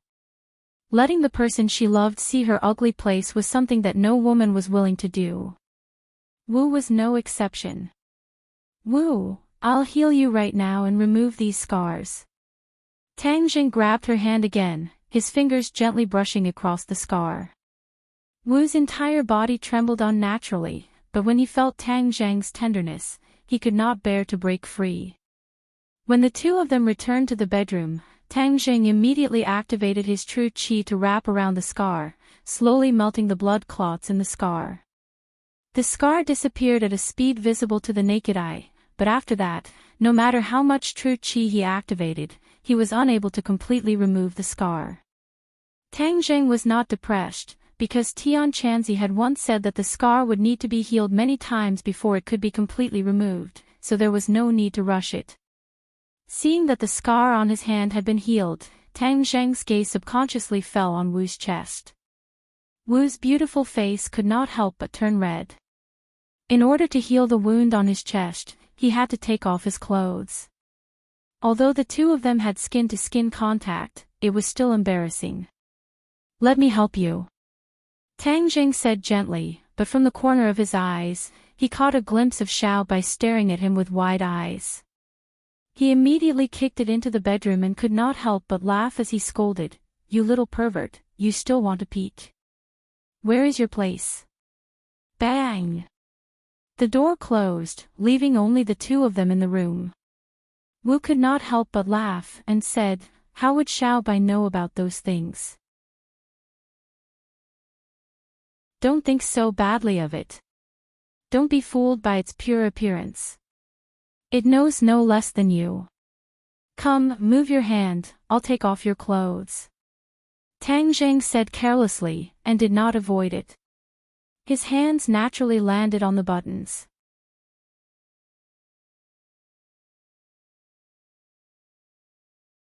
Chapter 723. The buttons were like little fairies, lightly jumping out of the buttonhole. The shirt was torn open, and the whiteness inside could be clearly seen. Wu's face flushed red. She wished she could find a hole to hide in. Killing enemies on the battlefield was not as uncomfortable. But in order to get rid of that ugly scar, she could only endure it. She secretly sized up Tang Jing and found that his eyes were as clear as water, without the slightest bit of desire, just like a doctor treating a patient. She could not help but heave a sigh of relief, but also feel a little disappointed. Not long later, Marshall's chest was completely exposed in front of Tang Zhang's eyes. Although he had seen it a few times, it was still so beautiful that it could captivate one's soul. Tang Zhang took a deep breath and gently covered his chest with his palm. The warm and delicate feeling caused his heart to ripple. True qi gushed out and wrapped around the wound. The warm feeling made Marshall feel comfortable and even more alluring. Tang Jing calmed himself down with great difficulty and managed to suppress the impulsive demon in his heart. Only then did he complete the healing process. The scar had already faded. After a few more treatments, it would definitely recover to its original state, perfect and flawless. Marshall could not help but look down at her chest, her beautiful eyes shining. The effect was immediate and she could not help but exclaim, "How magical." Tang Jing smiled and said, "Of course it's magical. After a few more treatments, it will be completely healed." After saying that, he could not help but swallow his saliva. The temptation was too strong. Seeing his appearance, Marshall's cheeks flushed red. She hurriedly grabbed her clothes to cover her chest and said coquettishly, "You're not allowed to look." This action of wanting to welcome and rejecting was extremely flirtatious. Tang Zhang's originally restless flame immediately jumped up, and he threw her onto the bed and said, "I want to see." "Ah, you." Marshall was shocked. She covered her chest with both hands, completely losing her usual cold-killing intent. Quickly get up. It's broad daylight. What if someone sees us? Hee, what are you afraid of in broad daylight? Who would look? Tang Zheng laughed sinisterly. No way. Wu Yan firmly refused, but before he could finish, his lips were sealed by Tang Zheng's mouth. It was not as violent as a storm, but was exceptionally gentle. Wu's heart immediately softened as she recalled the kiss on the island nation. Just a single kiss had almost melted her body and mind. It was the same this time. This kind of gentle kiss made her unable to resist at all. Although she was usually decisive, when it came to matters between a man and a woman, she reacted strangely to this kind of gentleness and was especially sensitive. When the conditions were right, success came naturally. There was no storm-like attack. The two of them were like a river flowing into the ocean, merging into each other's bodies, and even their souls. After a long time, the wind stopped and the rain stopped.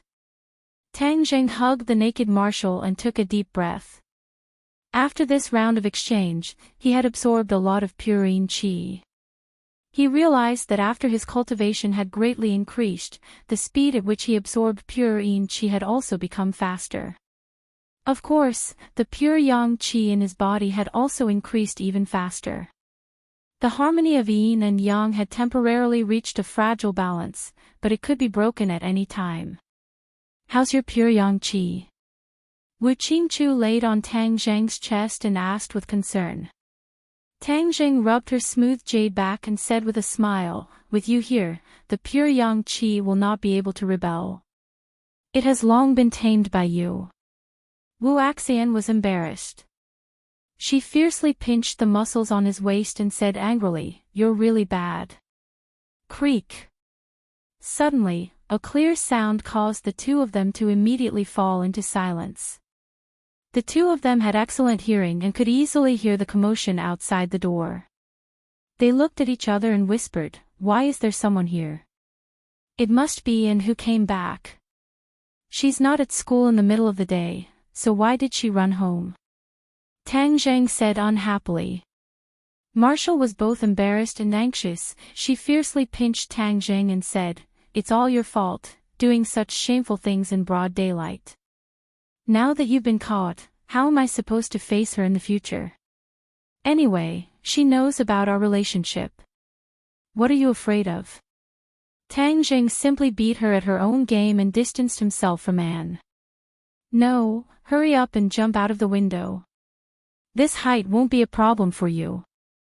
Wu Kai refused and quickly pushed Tang Zheng out of the bed. Tang Zheng didn't know whether to laugh or cry as he stood naked on the bed and complained, is there a need for that? Yes. Marshall said decisively. Crack. But just as he finished speaking, the door was turned and the door was pushed open. Princess Anne stood at the door and said, you're home. Ah. Before she could finish her sentence, her voice turned into a scream. Her eyes stared straight at Tang Zheng's body. F***CK. Tang Zheng felt a chill on his back and reacted quickly. He immediately crawled back into bed and shouted, what are you doing? Marshall was already stunned. He quickly covered his head with the blanket and began to deceive himself like an ostrich.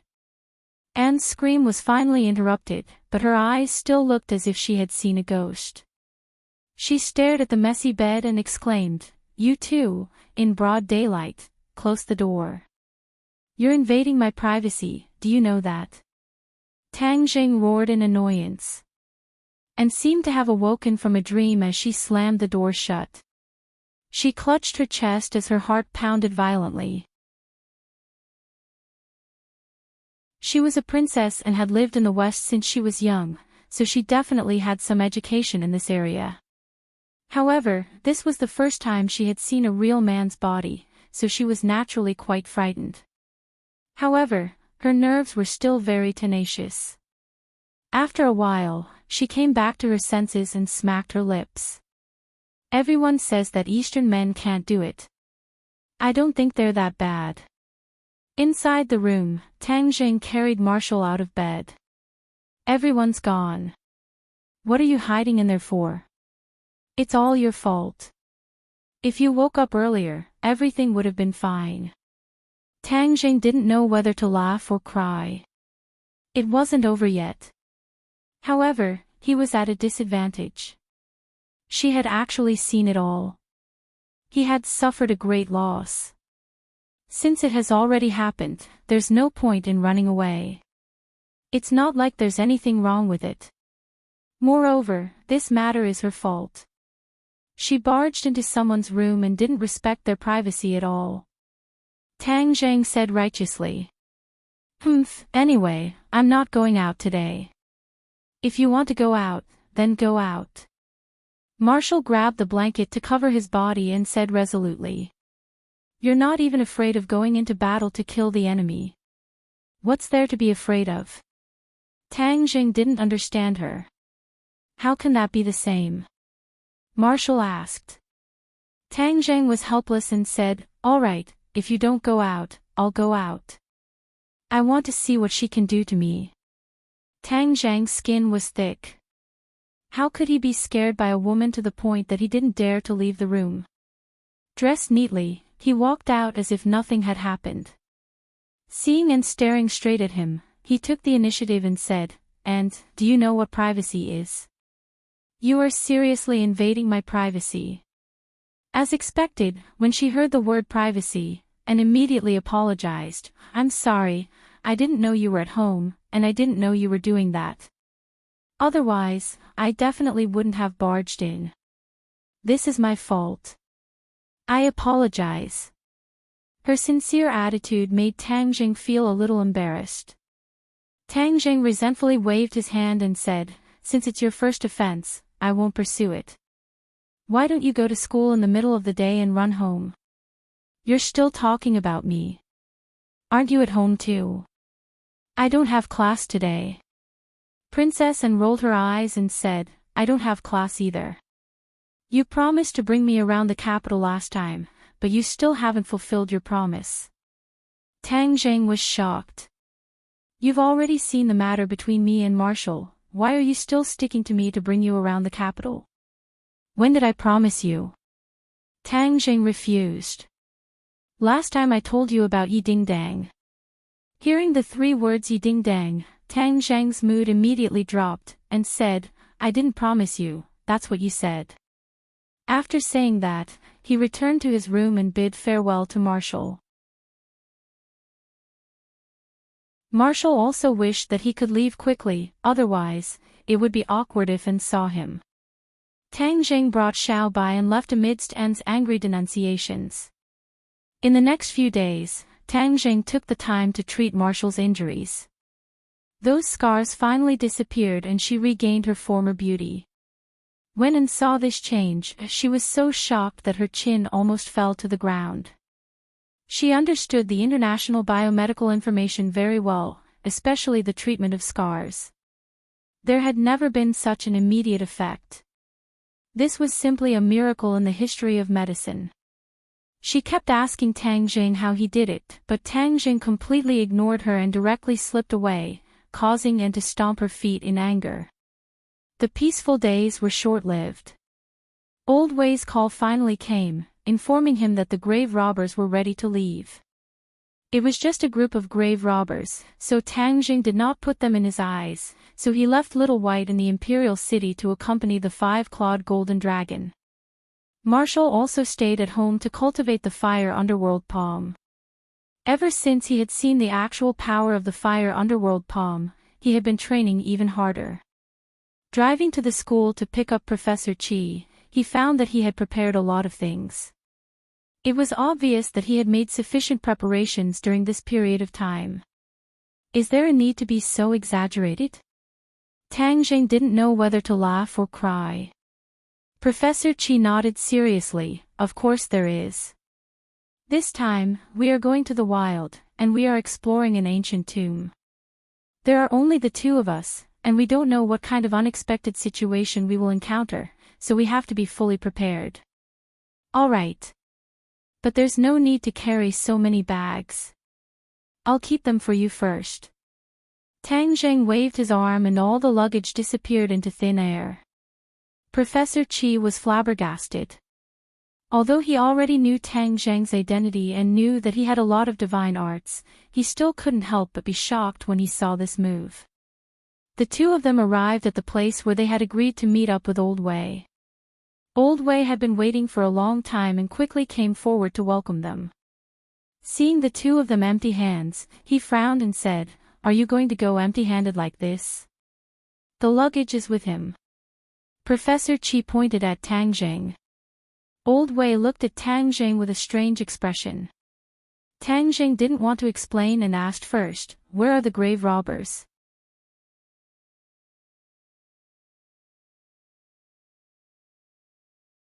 Chapter 724. 5 or 6 people walked out with big and small bags and got into 2 off-road vehicles. Tang Zheng furrowed his brows. Although they were separated by a street, he could still feel the murderous aura from them. There was also a strong yin energy. This meant that not only were their hands stained with blood, but they had also been in a graveyard full of yin energy all year round. That was why they were so stained with yin energy. They really are grave robbers. A cold light flashed in Tang Zheng's eyes. He was like a lurking tiger staring at a pack of wolves. Vroom. The off-road vehicle started, and with a graceful swerve of its tail, it sped away, leaving behind a trail of dust. Professor Qi hurriedly urged Tang Zheng, "Quick, don't lose them. We can't run away. Sit tight." Tang Zheng also started the car. The roar of the engine made people's blood boil. This car was specially prepared for him by Mu Hongyan. It had been carefully modified, and its performance was much better than other cars. "Old Qi, be careful," Old Wei said worriedly. Professor Qi's face was red as if he had a second spring. He waved his hand proudly and said, "Don't worry, wait for my triumphant return. This discovery will definitely shock the world." He was full of confidence, like a fighter. Vroom. Tang Zheng started the car and roared away, following the grave robbers from afar. One in front and one behind, the 2 groups of people drove out of the capital and onto the highway. Tang Zheng looked at the road signs.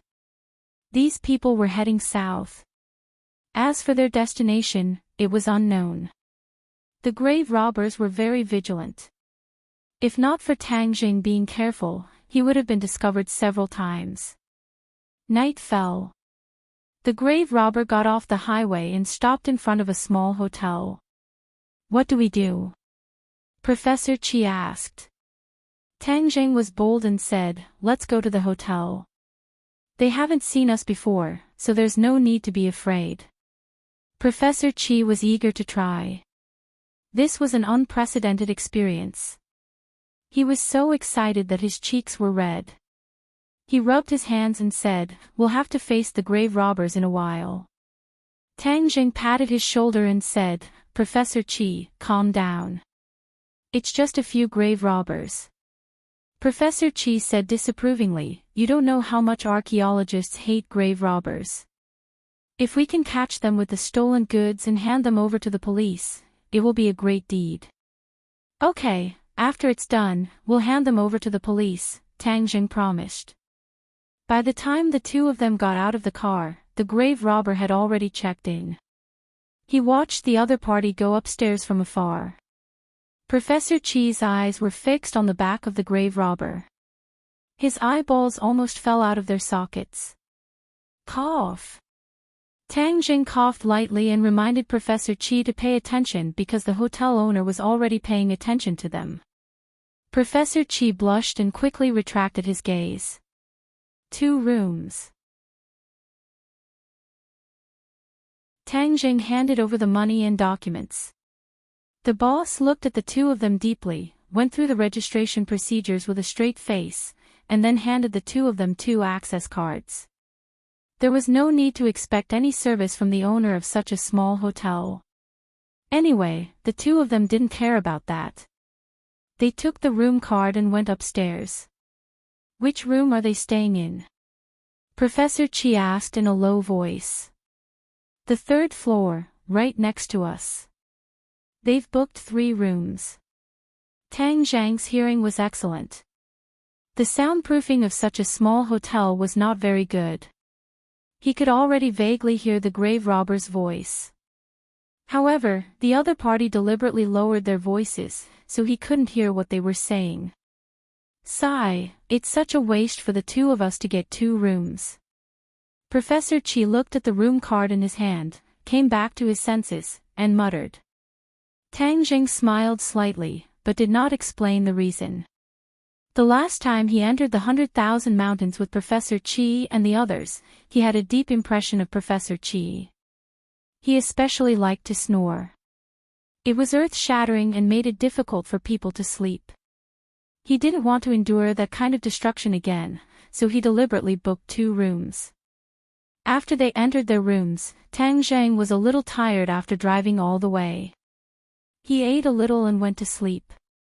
In a daze, he was suddenly awakened by a noise, mixed with Professor Chi's exclamation.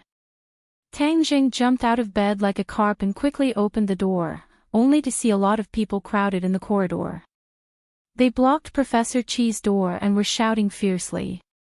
Tang Zhang's heart tightened. Could it be that something happened to Professor Chi? He quickly squeezed through the crowd and shouted, "Make way, make way." Finally, he squeezed through the door, only to see Professor Chi being forced into a corner by a few people. His clothes were messy, and there was a woman sitting on the bed with her hair blown dry. This woman had heavy makeup and an extremely short skirt, revealing 2 white thighs. Seeing this scene, Tang Zhang was stunned. What was going on? Old man, you look so serious, but your mind is so dirty. Seeing that my sister is beautiful, you want to take advantage of her, right? Let me tell you, if you don't give us an explanation today, don't even think about leaving. A bald man roared fiercely. The bald man was shirtless, and there was a big gold chain around his neck. Coupled with his big pockmarked face, it was obvious that he was a gangster. Tang Zhang was confused. How could Professor Chi have a conflict with this group of people? Moreover, the woman on the bed was too eye-catching. What the hell was going on? But no matter what, he had to save Professor Chi first. Professor Chi was so angry that his face and ears were red. He glared at them and retorted hoarsely, "You're slandering me. It's obvious that you're the ones who controlled the girl to do those dirty things. I want to call the police. I want the police to arrest you." Professor Chi's voice was loud and righteous, but it made the group of people's eyes shine fiercely. They shouted unscrupulously, "Where did this old man come from? You dare to call the police? When the police come, don't even think about pleasing them." When Tang Zhang heard this, his heart suddenly lit up, and he finally guessed that the woman was actually a young lady who came out to sell herself, and Professor Chi was. Impossible, with Tang Zhang's understanding of him, other than being obsessed with archaeology, this old man would not have much interest in women, let alone at his age. He would not be able to do anything, and his taste would not be that low. This was a trap, an immortal's trap. Although Tang Zhang had never really encountered it, he had made many friends with people from all walks of life. He still knew a little about this kind of dirty trick. Perhaps the 2 of them had been targeted since they entered the hotel. The boss must have been in cahoots with this group of people. When he saw that the 2 of them were foreigners, he had evil intentions.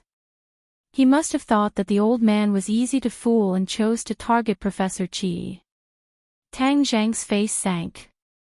This group of people was really King shameless. They actually dared to target Professor Chi. This old man had done research all his life and must have valued his reputation very much. Now that he was slandered as a prostitute, it would be worse than death. Tang Zhang did not delay and rushed over with large strides. The few burly men only felt their bodies sway and were pushed aside. The next second, they saw a young man standing in front of the old man. The bald man stared and disdainfully said, "Oh, you actually have an accomplice. So what? This old man bullied my little sister. If he doesn't give an explanation, no one can step out of this door." Tang Jing turned a deaf ear and supported Professor Qi. "Professor Qi, what is going on?" Hearing Tang Jing call him professor, the bald man became even more arrogant. It was as if he had eaten stimulants. He shouted loudly, "So it's still a professor? A beast with a human face? I think it's more like a beast. If you don't give me an explanation, I'll go to your unit and ask for an explanation." The bald man was an experienced person. He was ecstatic. This time, he had really picked up a treasure. This kind of person was most afraid of people going to his unit to cause trouble. In order to keep the peace, he had to give enough lottery tickets. The bald man's eyes were red. It was as if he could see a sky full of money flying towards him like a fairy scattering flowers. Professor Qi indignantly explained the whole story. It turned out that when he was resting, he suddenly heard someone knocking on the door. When he opened the door, he saw a woman with heavy makeup. The other party rushed into his room without saying anything and tried to sell him her services. Although Professor Qi was obsessed with research, he still knew that the other party was a woman who had lost her virginity. Although this group of people often appeared in the news, it was the first time he had seen it. It was very fresh. Of course, he definitely did not have any improper thoughts. He just felt that the other party was very pitiful, so he tried his best to persuade her to take the right path. He even promised to find a job for her when he returned to Beijing. He never thought that his love would harm himself. The door was pushed open with a bang, and then a group of people surrounded him fiercely. They insisted that Professor Qi was an old man who did not respect himself and bullied a woman. Professor Qi was a scholar who met a soldier. He could not explain himself clearly and was unable to defend himself. He was said to be useless by the other party. His part-time job was to call a beast with a human face but a beast's heart. Seeing Tang Jing, Professor Qi's heart finally returned to his stomach. He grabbed Tang Jing's hand and explained, "Don't believe their words. I'm really wronged." Tang Jing smiled coldly and glanced at the people opposite him. "Of course I know you're wronged. This group of people came with ill intentions. They're obviously here to extort money. Professor Qi, you've been fooled." Professor Qi's face was bitter. Although he was a titan in the archaeological world, he was helpless in the face of these things. He said dejectedly, "Then what should we do?" "Pay up.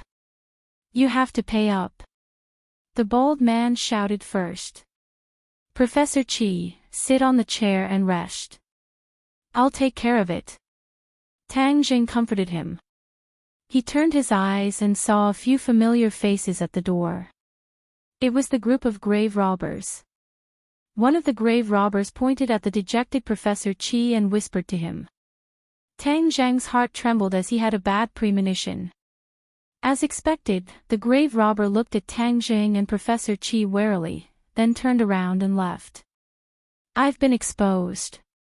Although Tang Jing did not know how the other party found out, he was still exposed. This matter was troublesome. However, he did not have time to chase after them. He was stopped by the bald man and a group of people. Each of them was like a pack of wolves, staring at Tang Jing with glowing eyes. "Want to escape? No way. Close the door."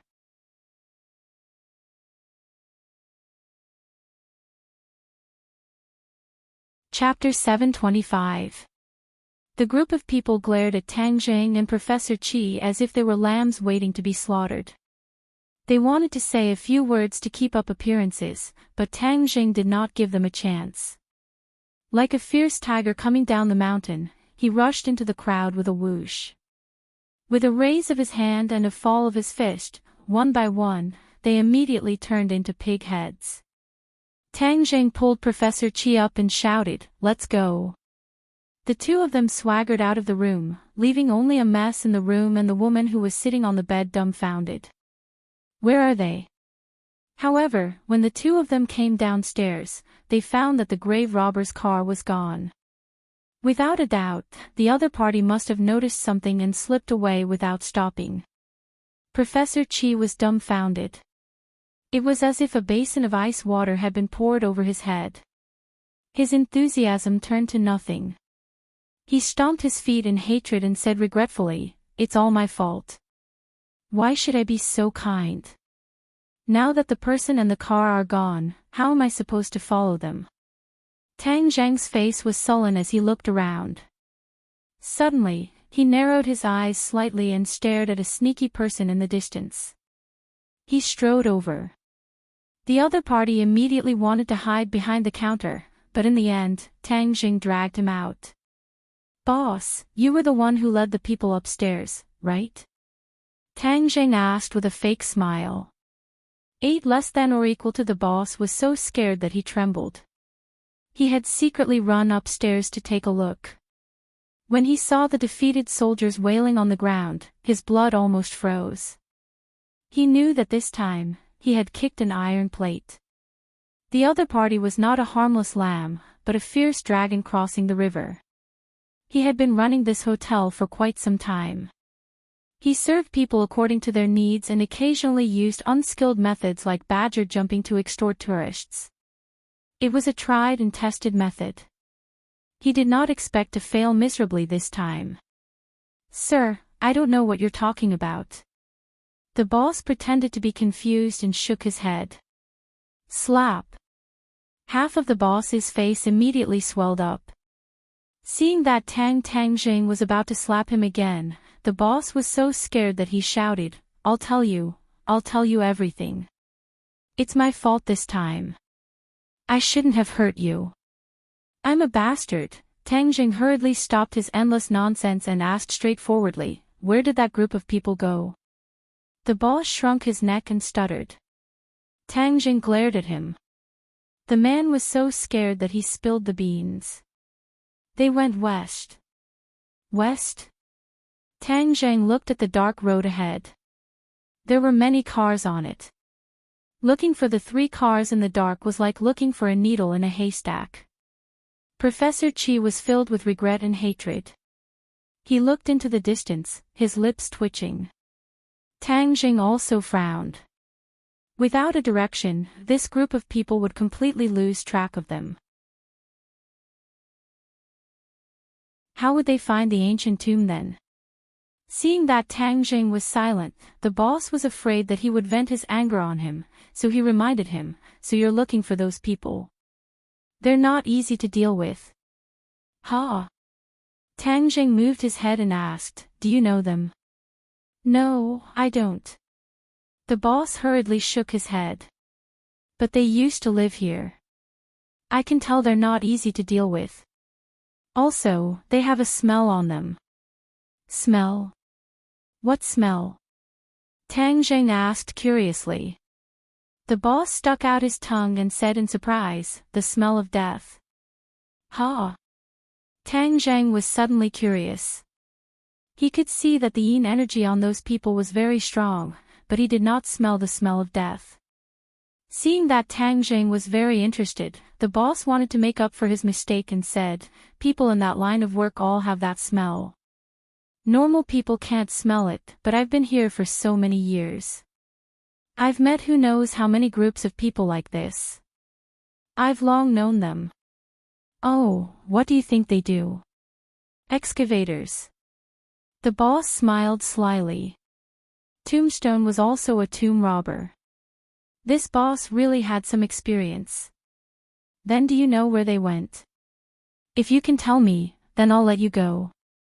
Otherwise, I'll make sure you spend the rest of your life in a wheelchair." "Yes." The boss was convinced. "I'll tell you. They went to Qinling." "Qinling?" "Yes, there are many ancient tombs there. It's simply a paradise for these people. Who knows how many people go there every year. Moreover, many people have poured out treasures from there. Professor Chi's eyes lit up when he heard the two words Qinling. He slapped his head and said, "Why didn't we think that they went in that direction? It must be Qinling. Since they said there's a huge ancient tomb, then Qinling fits the description." Tang Jing knew little about this. Seeing that Professor Chi was so certain, he believed him. He asked the boss with a cold face, "Qinling is so big. Do you know where they went?" The boss said with a bitter face, "How would I know? If I had the ability, I'd be excavating too." "You still want to excavate?" Tang Zhang was furious. The boss knew that things were not going well. He cried out in panic, "I don't dare, I don't dare." He paused for a moment, then added, "But recently, there have been a few groups of people going there. In the past, there weren't so many people at this time. They must have found something. You'll definitely find some clues if you go there." Tang Zhang and Professor Chi looked at each other. Professor Chi nodded, apparently agreeing with this person's point of view. Seeing this, the boss looked at Tang Jing expectantly. Tang Jing threw him to the ground and fiercely said, "I'm warning you, if you dare to do this kind of thing in the future, your end will be your end." As soon as he finished speaking, the boss saw a ray of light shoot up into the sky and land on top of the hotel. Then, everything returned to normal. He saw the two people get into a car and drive away. The boss patted his chest with lingering fear and spat. He curled his lips and said, "You're scaring me. Do you think I'm scared? You're a dragon crossing the river, but there are always small shrimps. If I don't trick them, they'll have nothing to eat." The last word turned into a scream, but it was quickly drowned out by a loud rumbling sound. The scream came to an abrupt end. He stared with a pair of dead fish eyes at everything in front of him. His mind was blank, and his whole body was trembling. It was as if there were countless swords hanging over his head. The hotel collapsed. It was a mess. The group of big men were crying and screaming as they struggled to climb out of the ruins. Since they had a destination, Tang Zheng and Professor Chi were not in a hurry. In order to save time, the two did not look for another hotel to stay. Instead, they drove straight to Qinling. Qinling was a huge mountain range that stretched from east to west in the middle of Huaxia. It was like a huge dragon lying on the earth of Huaxia. It was also known as the Dragon Vein of Huaxia civilization. Along the way, Professor Chi tirelessly filled Tang Jing in on the knowledge of the Qinling Mountains. There had always been many ancient and great tombs in Qinling. However, due to the restrictions of the terrain, the mountains were too steep. There were also many unknown ancient tombs buried here. This caused the tomb robbers to run rampant. They even used gunpowder to open the mountains and blow up the tombs, destroying countless cultural relics.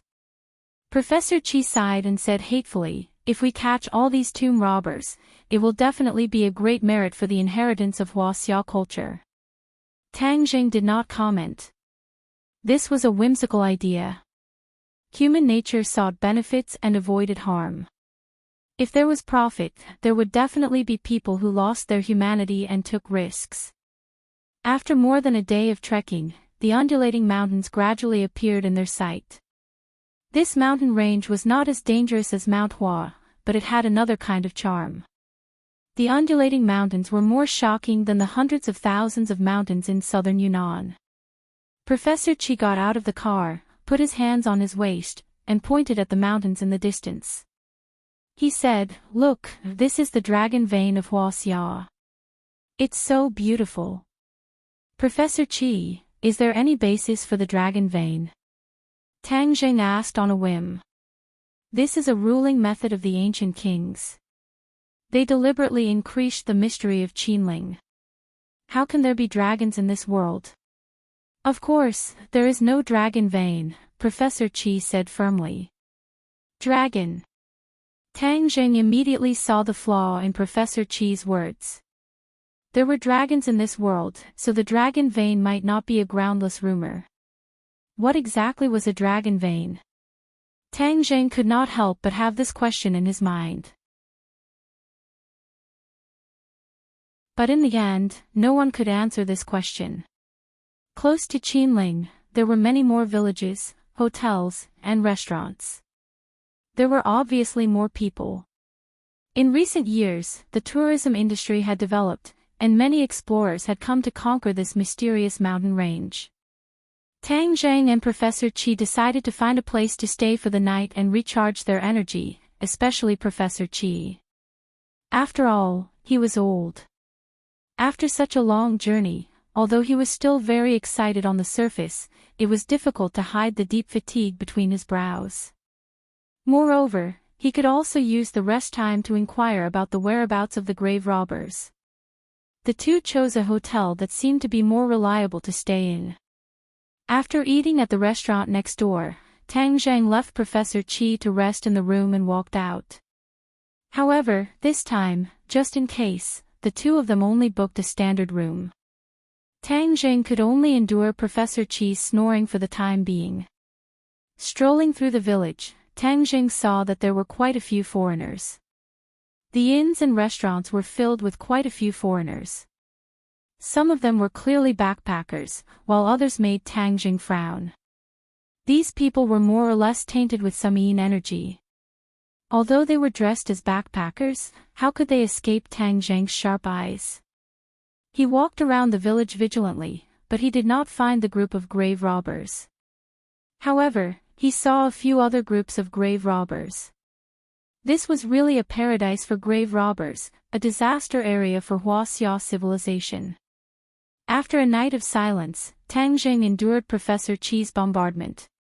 Professor Qi once again regained his vigor and kept urging Tang Zheng to quickly enter the mountain.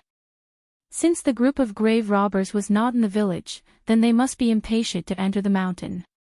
If the grave robbers had arrived a step earlier, who knew how many cultural relics would have been destroyed?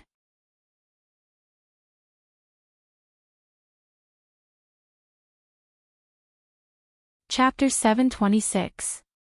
The Qinling Mountains were not as steep as the Huashan Mountains, but they were continuous and lush. It was easy for people to lose their way. In this vast mountain, once one lost their way, it was not an exaggeration to say that they would eventually be trapped to death. The two of them had been on the road for half a day. The road under their feet changed from a main road to a winding path. In the end, there was no way to go. There were thorns and vines in front of them. If Professor Qi came alone, he would have been unable to move an inch. However, with Tang Zheng, everything became easier. The War Soul sword was overkill. With one strike, the thorns and vines were defeated. The two of them easily shuttled through the vast mountain. They were much faster than the average person. Bang! Suddenly, a clear gunshot echoed in the mountain forest. It was particularly ear-piercing. Professor Qi shrunk his head and was shocked. He exclaimed in a low voice, "There are enemies." Tang Zheng looked up as if nothing had happened. In the distance, he saw a figure flashing in the dense forest. The gunshots did not stop.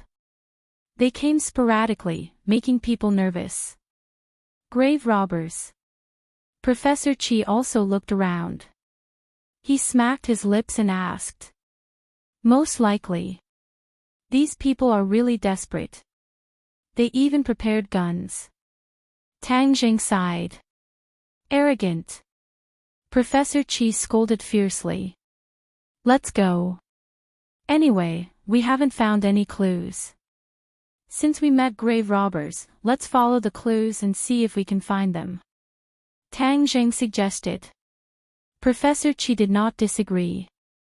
He said, "Later, you will make a move and teach these criminals a lesson." Tang Zheng smiled and ignored Professor Qi's scholarly attitude. After a while, the two of them passed through the layers of obstacles and approached their destination. The gunshots had stopped. Tang Zheng and Professor Qi hid in the bushes. Not far from them was a group of fierce desperados.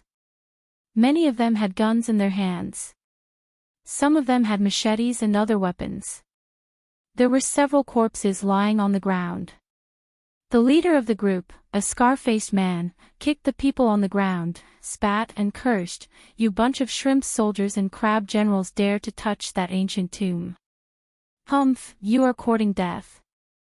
I will send you to see the king of hell first." As soon as he finished speaking, he raised his hand and swung the knife down, leaving a bloody wound on the other party's neck. That person twitched a few times before he died. Professor Chi was so scared that he exclaimed in a low voice. He knew that something was wrong and quickly covered his mouth. However, it was too late. The enemy had already found out. The scar-faced man shouted, "Who is it?" His subordinates had already taken action and arrived in front of the bushes with their guns pointed at the two of them. "Boss, we caught 2 people. Stand up and don't move. If you dare to move, I'll shoot you to death," the grave robber roared fiercely. Tang Jing cast a comforting look at the frightened Professor Chi. The two of them slowly stood up. The scar-faced man walked over and stared fiercely at the two of them. His small eyes rolled around, and the machete in his hand was pointed at the two of them. He asked, "Who are you?" "I." Professor Chi wanted to speak, but he was interrupted by Tang Jing. "We are tourists. We heard that the scenery in Qinling Mountain is beautiful, so we came to take a look." Tang Jing had already carefully scanned this group of people. He did not find the grave robbers he was looking for. This meant that they were not in the same group. However, the ancient tomb that the scar-faced man had mentioned had aroused Tang Jing's interest. Could it be that this group of grave robbers had also come for that ancient tomb? He was going to wait and see. He wanted to get some information from the other party. Seeing that Tang Jing was dignified and neither servile nor overbearing, the scar-faced man laughed fiercely. "Boy, don't think that I am a fool. You want to fool us with such a clumsy lie. Humph, you are daydreaming." Tang Jing did not care. He raised his eyebrows and asked, "Oh, then what are you going to do?" "What am I going to do?" "Humph, you saw what we did just now. Of course, I am going to send you to see the king of hell," the scar-faced man said murderously. Tang Jing was unmoved. He said, "I have seen the king of hell a long time ago. I don't want to see him today." When he fought with the king of hell in the ghost realm, he was no stranger to him. When the others heard this, they laughed sarcastically. "This boy is scared silly. Boss, just kill him. We still have business to do." Tang Jing turned a deaf ear to them and asked, "Where is the ancient tomb that you are talking about?" F***CK, I am the one asking you. You dare to ask me? Damn, are you not afraid of death? Then I will fulfill your wish. The scar-faced man waved his machete. Tang Jing frowned. This group of people was not cooperating. It seemed that they were going to use force. Bang, bang, bang. However, a series of fierce gunshots interrupted his thoughts.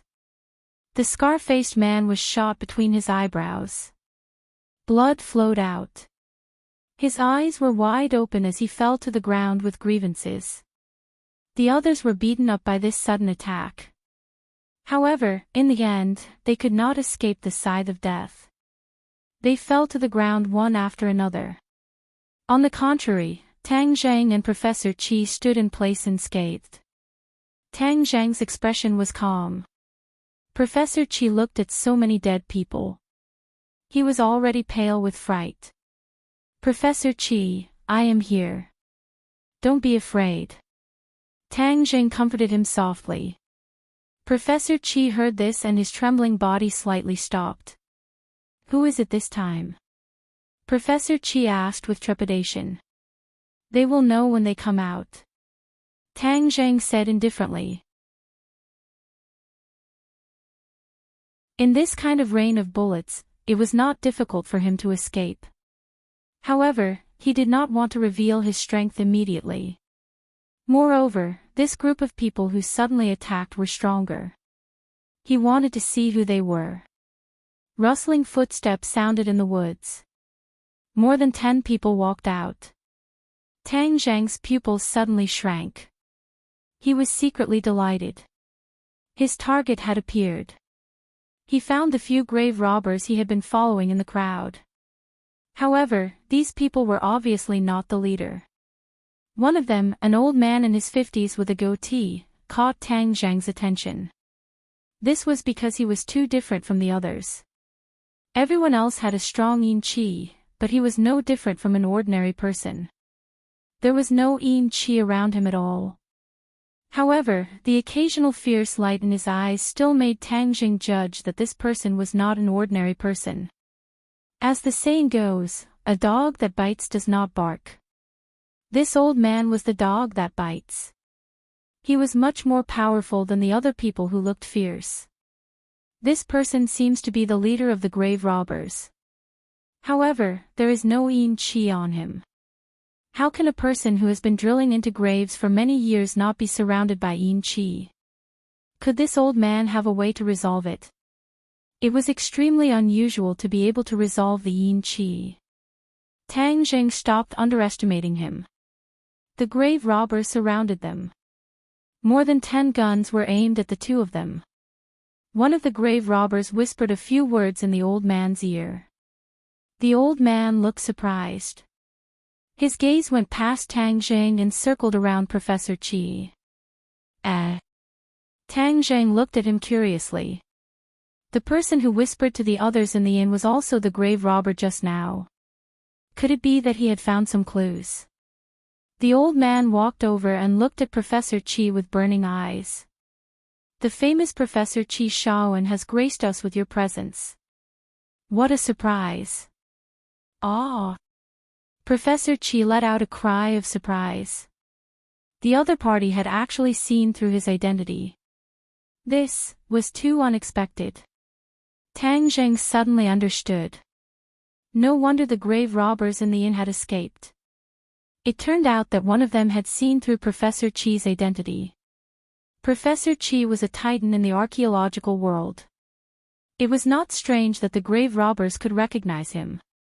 Because of Professor Qi's prominent identity, the grave robbers must have thought that he was an official. They thought that the police had targeted them, so they ran away without stopping. Seeing Professor Qi so surprised, the old man looked around and shouted, "Police friends, you want to catch me, Wu Lao Er? Then please show yourself. How can you hide so sneakily?" There was no response from the dense forest. Wu Lao Er frowned and said, "Could it be that you are showing yourself because there is going to be blood? Professor Qi is a titan in the ancient examination world. If anything happens to him, you will not be able to bear the consequences." There was still no response. Professor Qi shouted, "What nonsense are you talking about? Where did the police come from?"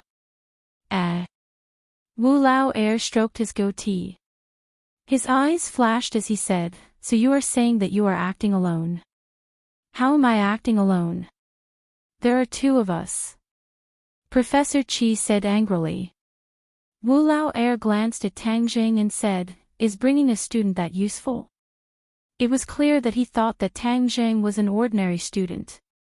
In fact, when Tang Zhang was quiet, he really had a scholarly aura. It was not surprising that Wu Lao Er misjudged him. Professor Qi said with a red face, "What's wrong with 2 people? Facing a group of grave robbers like you, 2 people are enough." Ha ha ha, the group of people laughed without restraint. They looked at Professor Qi as if they were looking at an idiot. Tang Zhang had been watching coldly from the side. This Wu Lao Er was not simple. He was waiting to catch this group of people in one fell swoop and then ask about the whereabouts of the ancient tomb. "Professor Qi, you have followed us all the way. You must have heard the news, right? Hee, you've come just in time. This time, even the heavens are helping me." Last time, I wasn't able to enter the center of the ancient tomb. This time, with you and our ample preparations, we will definitely succeed. Second Elder Wu changed the topic and said mysteriously. What do you mean? Professor Chi asked righteously. Of course it's to pull you in. Professor Chi, with your knowledge, after the matter is done, I will give you 10% of the profits. How about it? This is much more money than doing research. Wu Lao Air said temptingly. Professor Chi flew into a rage. This was simply a humiliation to him. He did research to pass down Chinese culture. How was it for money? This group of people was tarnishing his character. He was about to scold them when Tang Jing grabbed his hand and said, Professor Chi, 10% of the profits is not a small amount. Aren't we lacking research funds? Won't this solve our problem? As he said this, he secretly winked at Professor Chi. Your student is a smart person. A wise man submits to circumstances. In this society, who can't live with money? Wu Lao Air said with praise. Professor Chi was not an idiot. After seeing this, he immediately understood that Tang Jing wanted to pretend to join them and then follow them into the ancient tomb. Professor Chi was not a pedantic person. Moreover, with Tang Jing accompanying him, he was not afraid. He took a deep breath and said as if he had no choice, all right, but 10% is not enough. 20%.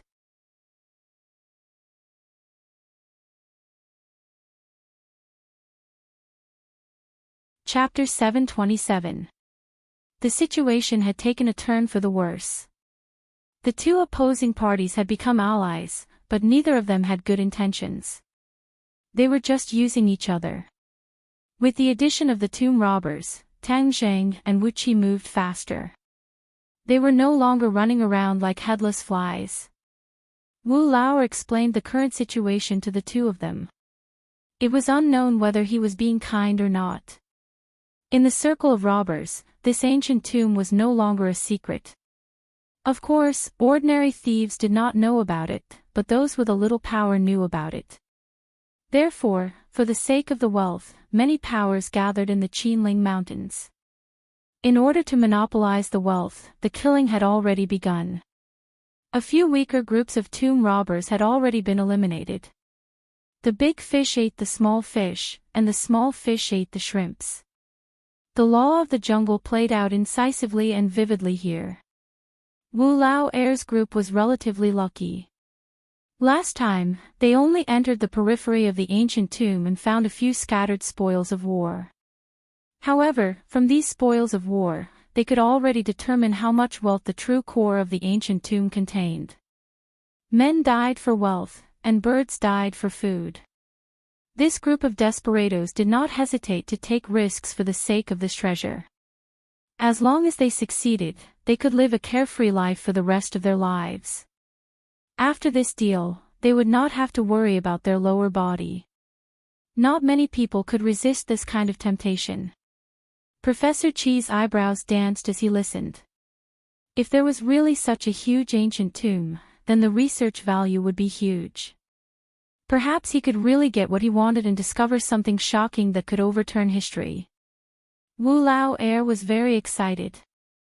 He said, Professor Chi, you have been doing research for so many years, but you haven't done any robbers, right? Humph, we studied ancient tombs for work. Unlike you, Professor Chi said disdainfully. Isn't it the same now? Whether it's work or robbers, it's all for money. Money is the #1 driving force.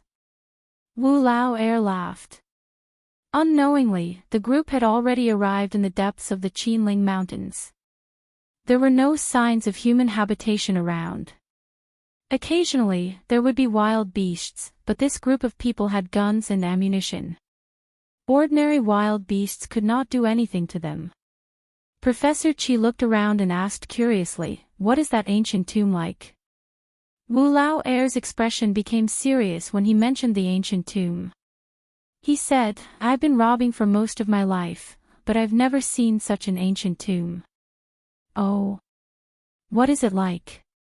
Professor Chi asked. Wu Lao closed his eyes as if he was reminiscing. After a while, he said, I didn't see the whole picture of the ancient tomb. Just the tip of the iceberg shocked me. It was unheard of and unseen. It was a miracle in human history. After hearing this, Professor Qi and Tang Zhang looked at each other with joy in their eyes. It was the right decision to come here. Professor Qi impatiently urged, Can you describe it in detail? Wu Lao smiled bitterly. I can't find the right words. Words can't describe or express it. Professor Qi and Tang Zhang were more convinced when they saw that the other party was serious and did not seem to be lying. They looked forward to seeing the true appearance of the ancient tomb. Was this tomb recently discovered? Professor Qi asked. He knew that many ancient tombs had been discovered by grave robbers a long time ago. However, due to the conditions at that time, they couldn't enter the ancient tombs. They had to wait for the right time to enter the ancient tombs. Therefore, Professor Qi wanted to know the ins and outs of this ancient tomb. Of course, it's newly discovered. In fact, it's a coincidence. In the past, this area was trampled flat by our brothers. Many ancient tombs, big and small, were found, but no one has ever found such a large ancient tomb. Seeing Wu Lao's excited expression, Professor Qi quickly asked, How did you find it this time? Oh, someone accidentally found a treasure, so they opened this ancient tomb, Wu Lao said mysteriously. What treasure? I don't know the details. Anyway, when that group of people was fighting in Dianan, they accidentally found a natural phenomenon. A ray of light crossed the sky, and then they followed it and found a treasure. This ancient tomb was drawn out by that treasure. Wu Lao sighed. Why didn't I have such good luck? If I had discovered this kind of secret, I definitely wouldn't have leaked the news. That group of people didn't have a tight mouth and leaked the news, so everyone naturally swarmed over. Everyone wanted to take a bite and share a piece of the pie. Professor Qi glanced at Tang Jing. The two of them had a strange look on their faces. The matter of southern Yunnan and the natural phenomenon caused them to have endless imagination. There were too many secrets and miracles hidden in southern Yunnan. Could it be that the treasure that the group of grave robbers found came from the 100,000 mountains? Tang Zheng had once heard from the heaven monk that back then in the 10,000 huge mountains, after he fainted, the 100 transformation star lord broke through the restrictions of the Buzhou mountain, and the restrictions of the prehistoric heavenly tomb also collapsed.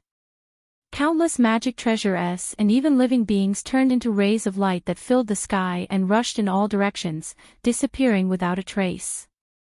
Could it be? The treasure that the grave robber found was one of them.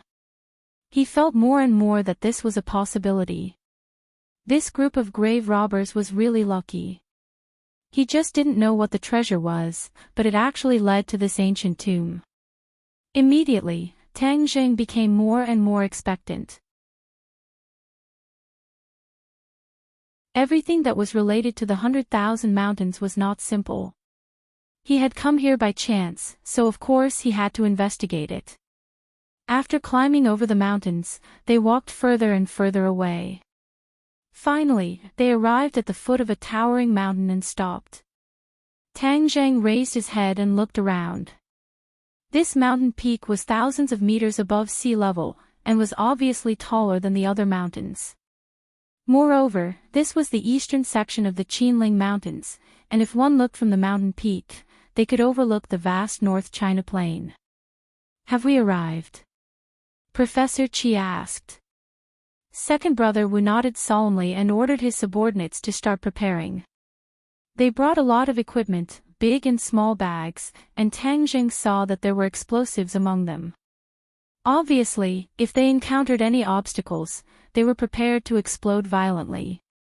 They were simply insane. After tidying up his equipment, second brother Wu gave the order and set off again. This time, he clearly saw traces of people walking past. There were many broken thorny branches on both sides. Second brother Wu looked around and said coldly, "Someone beat us to it. What are you afraid of? The ancient tomb is so big, and there are so many obstacles. It's useless even if you beat us to it." The others said indifferently. Second brother Wu nodded and did not forget to remind them, "There are so many dangers in there. Keep your eyes open. Be alert. Let's eat and drink well." The crowd was in high spirits, and they rushed to the foot of the mountain. Looking at this group of greedy people, Tang Zhang's eyes flashed with a cold light. "You are happy now, but you will cry later." Although Tang Zhang was a newcomer in the archaeology field, after all, he was also a person who walked in the 100,000 Mountains, a forbidden area for archaeologists and even tomb robbers. He knew that this kind of large ancient tomb seemed to be attractive, but in fact, it was full of dangers. If he was not careful, he would lose his life here. Professor Qi and Tang Zhang were escorted in the middle of the team. Wu Laosen took the lead and removed the disguise of a pile of thorny branches. A hole appeared in front of them. The hole was not big, and it was only big enough for one person to pass through.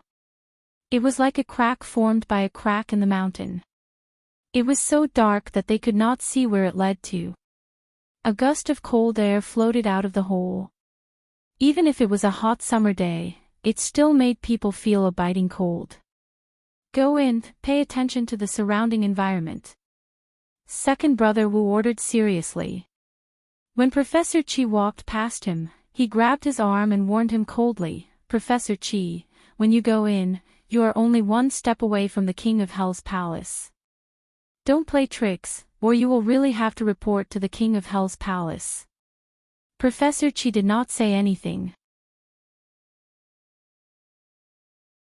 He shook off his hand and entered the hole with Tang Zhang.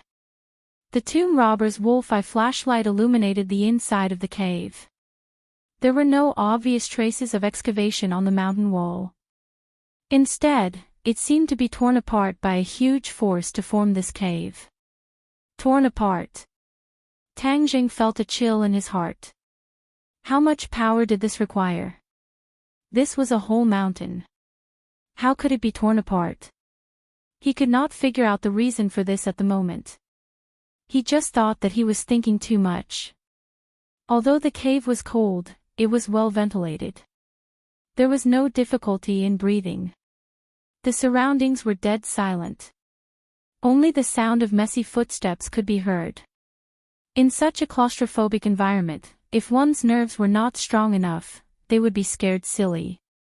Fortunately, this group of people were not ordinary people. Other than Tang Zhang, it was not the first time that the others entered the ancient tomb. They were familiar with it and moved forward carefully. The road ahead seemed to have no end. They did not know how long they had walked, but they still did not stop. Tang Zhang muttered in his heart, he had already walked for more than 1,000 meters, he should have already reached the middle of the mountain. The cave was winding upwards bit by bit, not towards the ground. Could it be that the ancient tomb was in the middle of the mountain? Suddenly, a ray of light in front of them attracted Tang Zhang. He quickly looked up and his vision gradually widened. "We're here." Someone in the crowd cheered in a low voice. Everyone was excited and quickened their pace.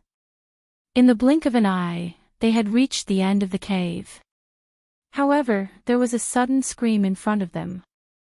Then, screams filled the cave. "Run! Run!"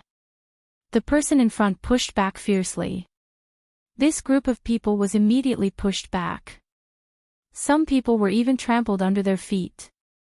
There was no time to suddenly change direction. It would only cause a serious trample. Tang Zhang's eyes trembled. He quickly pulled Professor Qi and protected him behind him. He pushed his palm forward and pressed it against the back of the person in front of him, preventing him from retreating. "What are you doing? You're not allowed to retreat. Get the hell back." Wu Lao brought up the rear and walked at the back of the group. When he saw the strange movement in front of him, he hurriedly scolded loudly. His voice finally made people relax slightly. However, panic still lingered in their hearts. They had been here the last time and did not encounter any danger. How could there be danger this time? What danger was it? A brother died. A loud shout came from the front.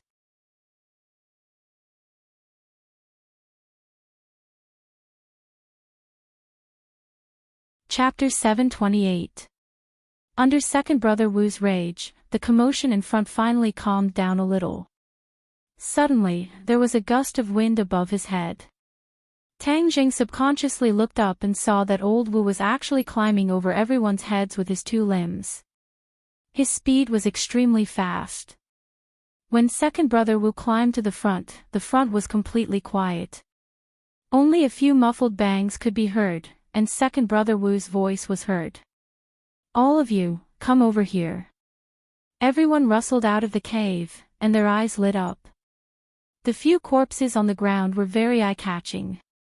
They were all stabbed with arrows, and blood flowed all over the ground. Everyone's expression was a little unsightly. Dying before the start of the expedition was not a good sign. Damn it, we didn't see the mechanism last time we came. Why is there a mechanism this time? Second brother Wu fiercely spat and cursed. Everyone else was silent. How could they know the reason?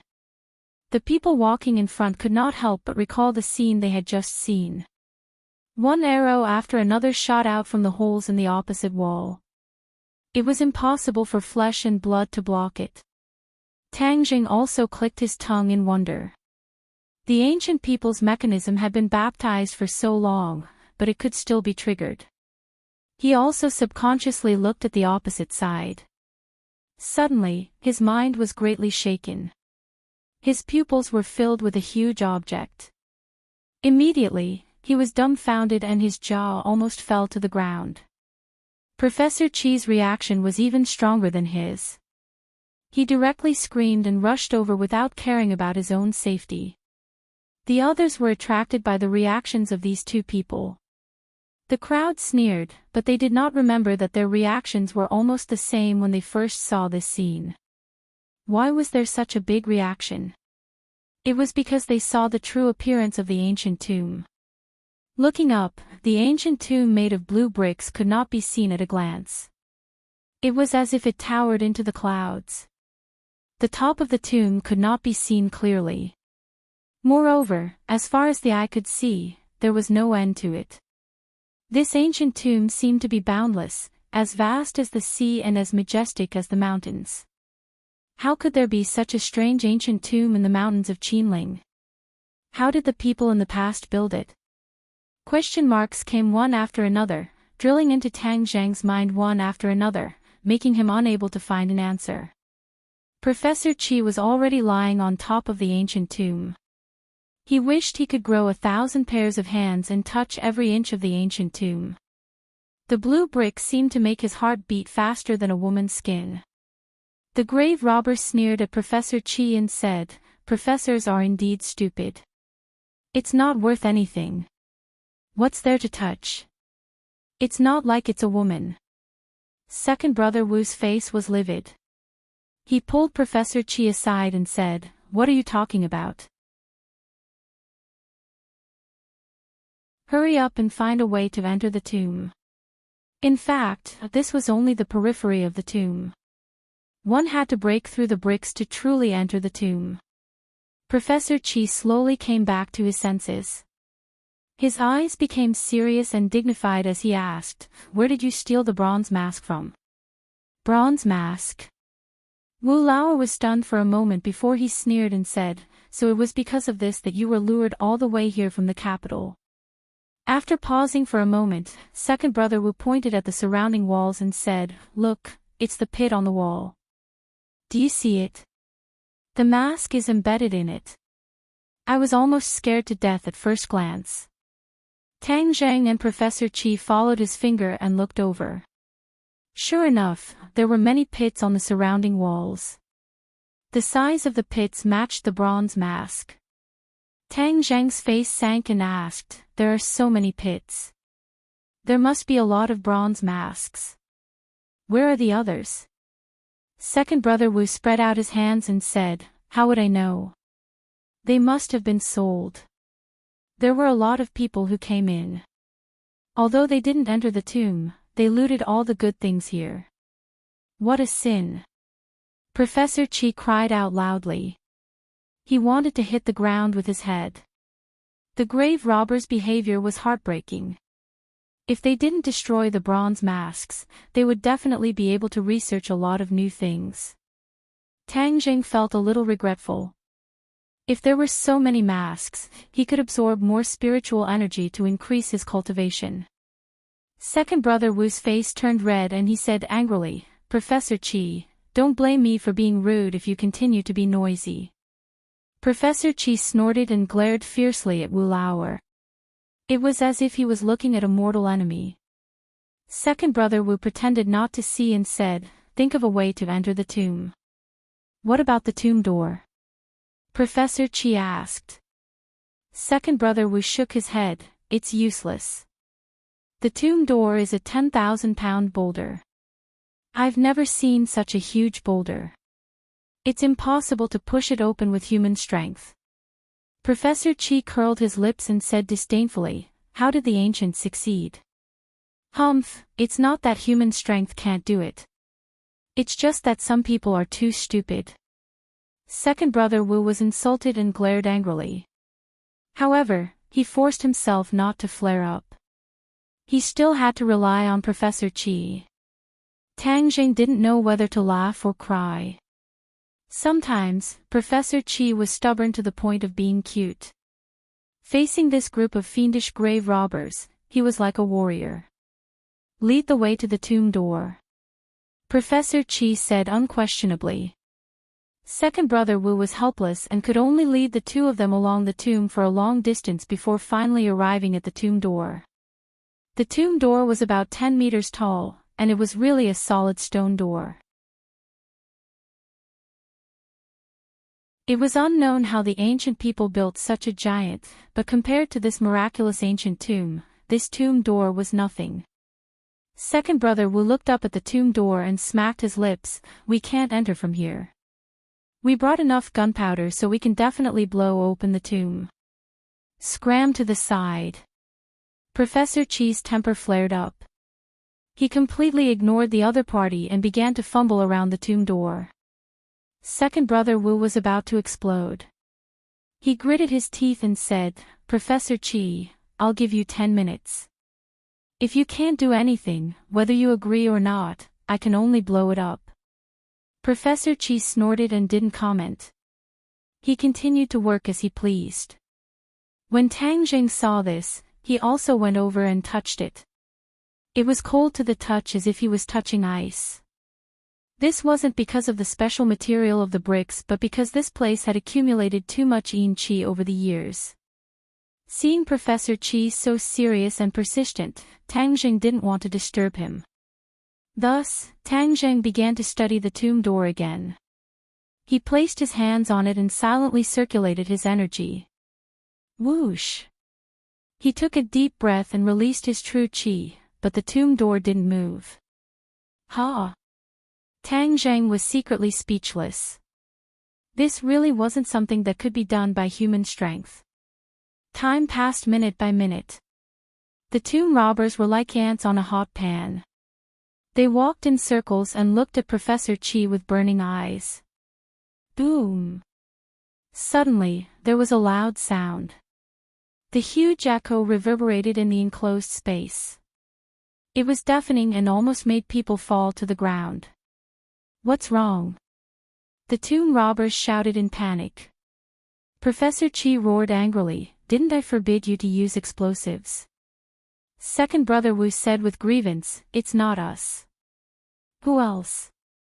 Wu Lao shook his head and said, "We don't know how many people are still inside." His face became tense as he said this, "We don't know how many people have already entered. We can't wait any longer. We have to blast open a hole and rush in. Otherwise, if we are too late, not even dregs will be left." The others agreed. They didn't pay attention to Professor Chi at all. They were busy preparing to set up the explosives. Professor Chi was so angry that his face turned red. He almost stomped his feet. A bunch of idiots, idiots. His lips kept trembling, but his hands didn't stop moving. Suddenly, his face turned cold. His hands stopped and he pushed the bricks one by one. It was as if he didn't have a pattern. He casually pushed a brick. After a while, his hands had pushed no less than 10 bricks. Tang Zhang was slightly surprised. He didn't find any clues. Could it be that Professor Chi found something? Second brother Wu also stared at Professor Chi. He saw Professor Chi press the last brick. Click, click, click. The sound of gears turning clearly came from the ancient tomb. All the tomb robbers subconsciously stopped what they were doing. Second brother Wu's face was filled with ecstasy. He was so smart. It was so useful to bring Professor Chi along. He was much better than a tomb robber like himself. Professor Chi turned his head and glanced at the tomb robbers with disdain. What do you mean by human strength? What is this? As soon as he finished speaking, the huge tomb door actually rose bit by bit. This was definitely a slap in the face. The tomb robbers' faces turned red. They couldn't refute it at all. At this moment, Professor Chi was simply shining. He was the absolute focus of the crowd. Tang Zhang took a deep breath. He couldn't help but silently praise Professor Chi. Even he couldn't find any clues, but Professor Chi found the pattern and easily broke through the tomb door. This required a huge amount of knowledge and enough intelligence to do it. He couldn't help but admire Professor Chi for this. The title of Professor Chi wasn't fishing for fame. He deserved it. The tomb door slowly rose. Everyone was so excited that they couldn't control themselves. They rubbed their fists and wanted to rush in. Second brother Wu hurriedly scolded, "Do you want to die? Have you forgotten the rules?" Everyone was silent. They remembered their companions who had died tragically. This wasn't an ordinary ancient tomb. It was an ancient tomb filled with danger. They hurriedly retreated. A gust of cold wind swept out from the tomb door, causing their teeth to chatter. Such a strong yin qi. Tang Zhang was secretly speechless. This was more serious than he had expected. If a place had too much yin qi, it was definitely not a good thing. Back then, ordinary balance's ominous land had too much yin qi and evil spirits frequently appeared. This was originally an ancient tomb. Would there be those dirty things? However, he was still bold. He thought to himself that even if there were those things, he could still deal with them. As for these grave robbers, they had only themselves to blame for seeking their own deaths. He did not have the leisure to save them. After a while, second brother Wu said, "Let's go. Be careful. There must be a lot of F*king traps here. We have to be careful. Otherwise, no one will benefit." The few of them walked through the tomb door one after another. With a loud bang, the tomb door fell. There was no way out.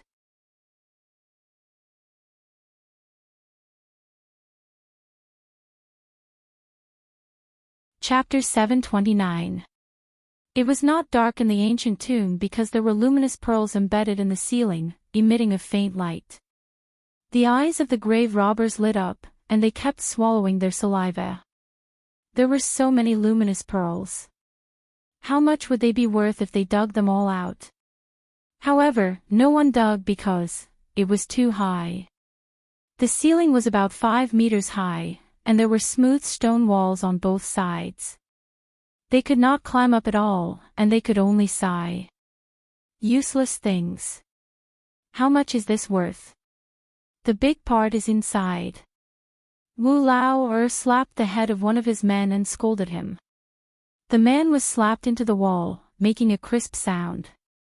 The person walking at the front suddenly let out a scream, and he disappeared because he stepped on air and fell into the darkness.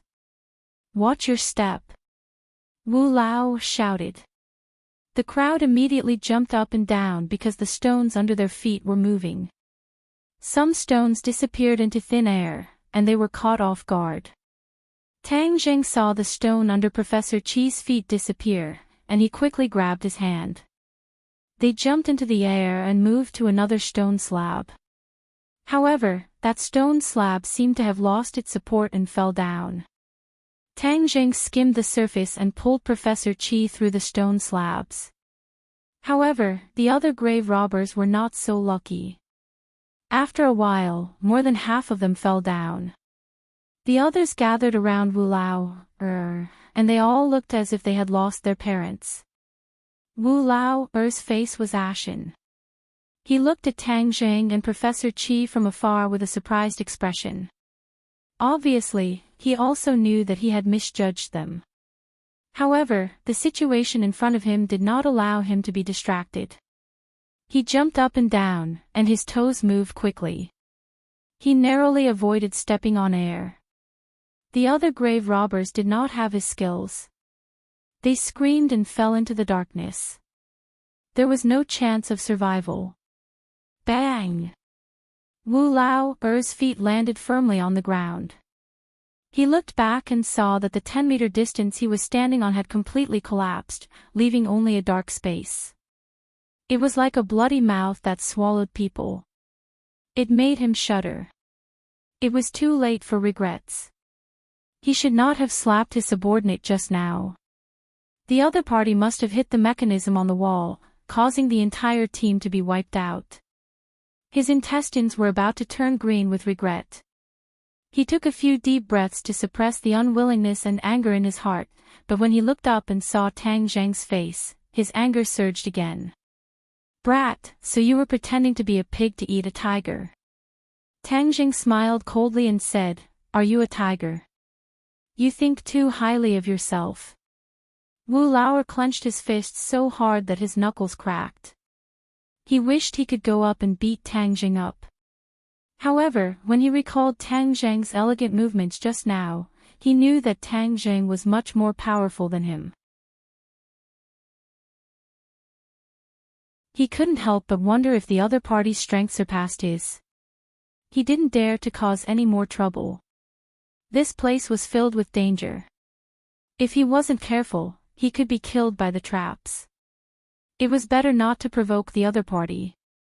Humph, good, as expected, the younger generation will surpass us in time. Wu Lao threw down these words, flicked his sleeves and left, rushing forward with large strides. Professor Chi said worriedly, "Since you've already shed all pretense of cordiality, why don't you just directly capture him?" Tang Zheng smiled mysteriously and said, "This place is so dangerous. It's good to let him take a trip. Moreover, he doesn't even have any explosives. How can he run out of here?" Professor Chi suddenly understood and laughed. "Tang Zheng, why didn't I realize that you were so cunning before?" Tang Zheng said with a bitter face, "Didn't you teach me this? You can't be merciful to this kind of grave robber." Professor Chi nodded in agreement. "Yes, you can't be merciful. I'll say something that shouldn't be said. It's better if all of these people die." Ha ha ha. Looking at his indignant appearance, Tang Zheng couldn't help but laugh. The two followed Wu Lao and the whole way was unobstructed. They didn't encounter any more traps. Obviously, both sides were very careful. They didn't act rashly and didn't trigger any traps. Suddenly, the sound of fighting in front of them attracted the three's attention. The three immediately stopped and looked up vigilantly. The road had already come to an end. In front of them was a huge space, like a vast hall. Why would a hall be described as vast? Because looking from afar, it really was boundless. The three simultaneously sucked in a breath of cold air. This ancient tomb was getting stranger and stranger. The sound of fighting meant that someone had already entered. Perhaps it was the people who used the explosives just now. Moreover, it wasn't just a group of people. Gunshots rang out like firecrackers. When Professor Chi heard this, he beat his chest and shouted, "What a sin! Who knows how many cultural relics have been destroyed inside? This is a crime against history, a crime against the Huaxia civilization." Tang Jing hurriedly grabbed him, afraid that he would rush in. Even he wouldn't be able to catch the rain of bullets. Wu Lao's expression kept changing. He stretched his neck to look inside, but he couldn't see clearly. In the end, his face was ashen. Obviously, the people inside were definitely more powerful than him. It wouldn't be easy for him to gain any benefits. The gunshots gradually stopped. The winner must have been decided. Suddenly, the few people couldn't sit still. The winner had been decided, so it was time to divide the spoils. If they still didn't go in, then they wouldn't have a share. Professor Chi couldn't bear to see the tomb robbers destroy the cultural relics. He kept urging Tang Jing. Tang Jing also felt that they couldn't delay and rushed into the hall with Wu Lao. Tang Jing kept Professor Chi firmly behind him, afraid that a bullet would suddenly fly over. If anything happened to Professor Chi, then he would be guilty. After entering the hall, their field of vision suddenly opened up. Many people had already fallen on the ground. They were struggling on the verge of death, but they were mercilessly shot to death by the enemy. When they saw the three uninvited guests, the group of people turned their guns and pointed at them. They shouted, "Who are you? Hey, isn't this Wu Lao? You're really lucky. You actually didn't die. Oh, you even brought two helpers. That's too shabby. One old and one young. You don't have anyone, right? Haha." Some people in the crowd recognized Wu Lao and began to ridicule him. Wu Lao's face alternated between red and white. He said, "Cui San, don't be so damn arrogant." "Shouldn't I be arrogant? Damn it, this ancient tomb was first discovered by me. If it wasn't for the news being leaked, how could you have a chance? But so what if you came? Everything here is still mine. Don't even think about fucking touching it." Cui San unscrupulously roared. Wu Lao curled his lips and disdainfully said, "Cui San, you're too early to talk big. It's not like I don't know your ability. Your ability is not enough in front of me." "Is that so? Then look at those dead people on the ground. Who's more capable than you?" Cui San proudly pointed at the corpses on the ground. Second Brother Wu's pupils suddenly constricted, and his mind was greatly shaken because he saw a few familiar faces among them. These people were all famous figures in the plundering world, and their strength was several levels higher than his. How could these strong people be killed by Cui San? This was not scientific, not normal. Wu Lao's eyelids twitched and his expression changed greatly. Seeing this, Cui San wantonly laughed. "Now you know how powerful I am. Wu Lao, today is the day you die. Go to hell and watch your grandpa Cui San, or live a good life for the rest of his life." Tang Jing and Professor Chi were not in the mood to listen to his bragging. Instead, they observed the hole. The hole was really big. They couldn't see the end of it at a glance. It was like a huge space. This space was far more vast than the mountain. This was too strange. Even Tang Jing couldn't help but frown. There must be a demon behind this abnormality. This demon was too big. Looking up at the sky, the two were simultaneously shocked. Above their heads was a void. They couldn't see the end of it, but there were specks of stars in the void. It really did look like a sky. But how could there be a sky in this ancient tomb? Professor Chi could no longer explain all of this with his knowledge. This was definitely a huge discovery in the archaeological world. It would definitely shock the world. Compared to this, the pyramids were not even worth mentioning. The ancestors of Huaxia were indeed endlessly creative and intelligent. Even modern people would find it difficult to achieve this. Professor Qi was secretly speechless. Tang Zhang looked into the distance. He couldn't see the space clearly, but his intuition told him that there was something inside. Professor Qi, let's go over there. Tang Zhang said. Professor Qi's eyes lit up, just what I wanted. The two ignored Cui San and Wu Lao's hostility. They were about to leave when they immediately attracted Cui San's attention. Stop! Cui San flew into a rage. He waved his hand and a group of subordinates blocked the two's path. Wu Lao, your two subordinates don't know the rules. We haven't even finished talking and they want to run. Wu Lao meaningfully said, is that so? Then what are you going to do? What are we going to do? Of course we'll do the same as you. We'll send them to see the King of Hell. Cui San said with killing intent. He waved his hand and a group of people surrounded them. It was clear that in the eyes of this group of desperados, they didn't care about the two of them. Tang Jing wrinkled his eyebrows. This group of people were not good people, so he decided to take care of this matter. His feet slipped, and like a loach, he slid through the crowd. Every time the others touched his body, they would be sent flying and fall to the ground, bleeding profusely. Although Wu Lao already knew that Tang Zhang's skills weren't ordinary, he didn't think that he would be this powerful. He was able to make a name for himself in this field mainly because of his master's small skills. The method to dissolve the yin qi was also a method that his ancestor had found with great difficulty. It wasn't that he was very powerful. Cui San was frightened by this scene. In the blink of an eye, he was the only one left standing. His face was ashen as he shouted, I'm going to kill you. He waved his hands in the air, and a scroll rose into the air and slowly unfurled. Tang Zhang's eyebrows wrinkled as he stared fixedly at this scene.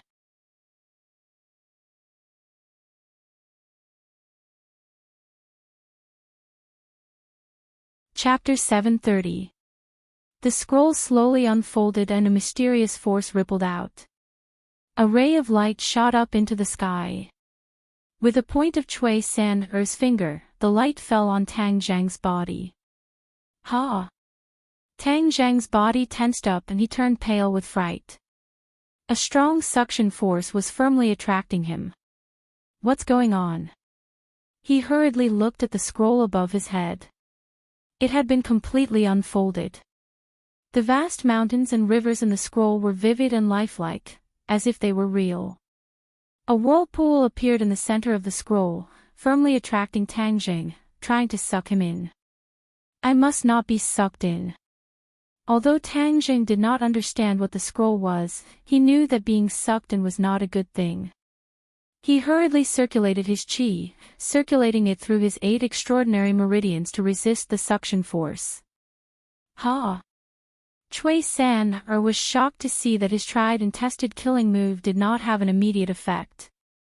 A ruthless look flashed across his face as he said, Your third master wants to see how you can resist my mountain river map of the gods of earth and veil. As soon as his voice fell, the suction force suddenly increased. Tang Zhang knew that something was wrong. He roared and pushed his palms above his head. Whoosh! A strong suction force also formed in his palms. Sky swallowing technique. 8 Since the mountain river map was a gravitational force, then he would use gravity against gravity. As expected, once the sky swallowing technique was used, the pressure suddenly decreased. War Spirit followed closely behind. With a slash of the sword, the turbulent airflow scattered in all directions. Cui San could not stand steadily and sat on the ground. Without Cui San's support, the mountain river map floated down. Tang Jing jumped and caught it. Don't touch my treasure, quickly return it to me. Seeing this, Cui San hysterically shouted and wanted to circulate his qi. However, how could Tang Jing give him the chance? A cold light flashed in his hand and War Spirit flew out, piercing through Chui San-er's chest. Oh my god! Wu Lauer, who had been sitting on the mountain and watching the tigers fight, was so scared that he ran away. This scene was completely beyond his understanding, and his heart was instantly filled with fear. Tang Jing glanced at Wu Lauer, who had already rushed into the darkness ahead. He didn't immediately chase after him. Instead, he carefully observed the scroll in his hand. The scroll was about 1/2 meter long, and various mountains and rivers were drawn on it. Moreover, most of them were not mountains and rivers in Hua Xiao's reality, which made Tang Jing quite surprised. There was a mysterious fluctuation of spiritual energy on the painting. Could it be that the treasure Chui San-er obtained from the Grand Myriad Mountains was this stately painting? Did he find this ancient tomb just by relying on this map? Professor Qi also came over and stared straight at the painting. His eyes lit up as he looked at the bright stars in the sky. I've never seen such a magical painting. Look at the river, the water is actually flowing. And that forest, the branches and leaves are swaying as if they're being blown by the wind. Professor Qi was already dumbfounded as he cried out in surprise. Tang Jing fixed his eyes on it. Sure enough, he didn't notice this clue just now. Every blade of grass and every tree in the stately painting seemed to have vitality. This kind of thing had never been seen or heard of before. This is a miracle. Professor Qi smacked his lips, and his jaw almost fell to the ground. Professor Qi couldn't help but rub the painting, but there was nothing. The attraction just now had already disappeared without a trace. Tang Jing, can you see the secret inside? Tang Jing shook his head. He was experienced and knowledgeable, but he had never seen such a magical painting. Professor Qi, let's go back and study it carefully. Let's catch up first. There must be more things over there, Tang Jing reminded. Professor Qi's eyes lit up, and he nodded in agreement. Yes, that Wu Lauer has already escaped. We must catch up to prevent him from destroying more cultural relics. Tang Jing casually threw the stately painting into the summer bag. Ha! Suddenly, he exclaimed. The stately painting didn't react at all. What's the matter? Why can't it be put into the summer bag? Tang Jing had never encountered such a situation before. Even a colossal figure like the venerable ideologist could be put into the summer bag, but this small painting couldn't be put in. This was too strange.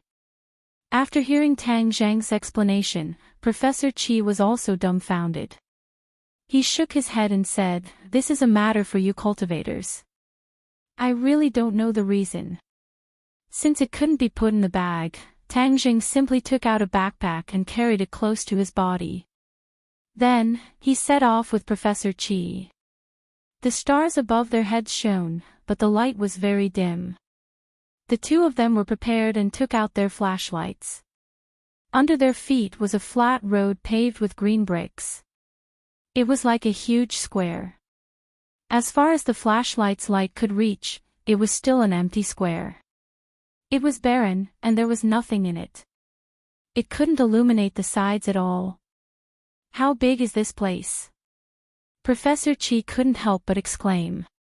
Tang Jing said solemnly, "There are too many strange things in this ancient tomb." Professor Qi was incomparably excited. Strange things mean that it's magical. That's why there are so many new discoveries. After walking for a long time, they still didn't see Wu Lauer's figure. Just as the two of them were about to lose hope, a huge phantom vaguely appeared in the distance. This phantom was tall and large, and its outline was very frightening. However, it was too far away to see clearly. Tang Jing was overjoyed. They finally found the building. With a target, the two of them were energized and quickly ran toward the target. Finally, everything in front of them became clear. The colossal figure also revealed its true appearance. The two of them were startled and subconsciously stopped in their tracks.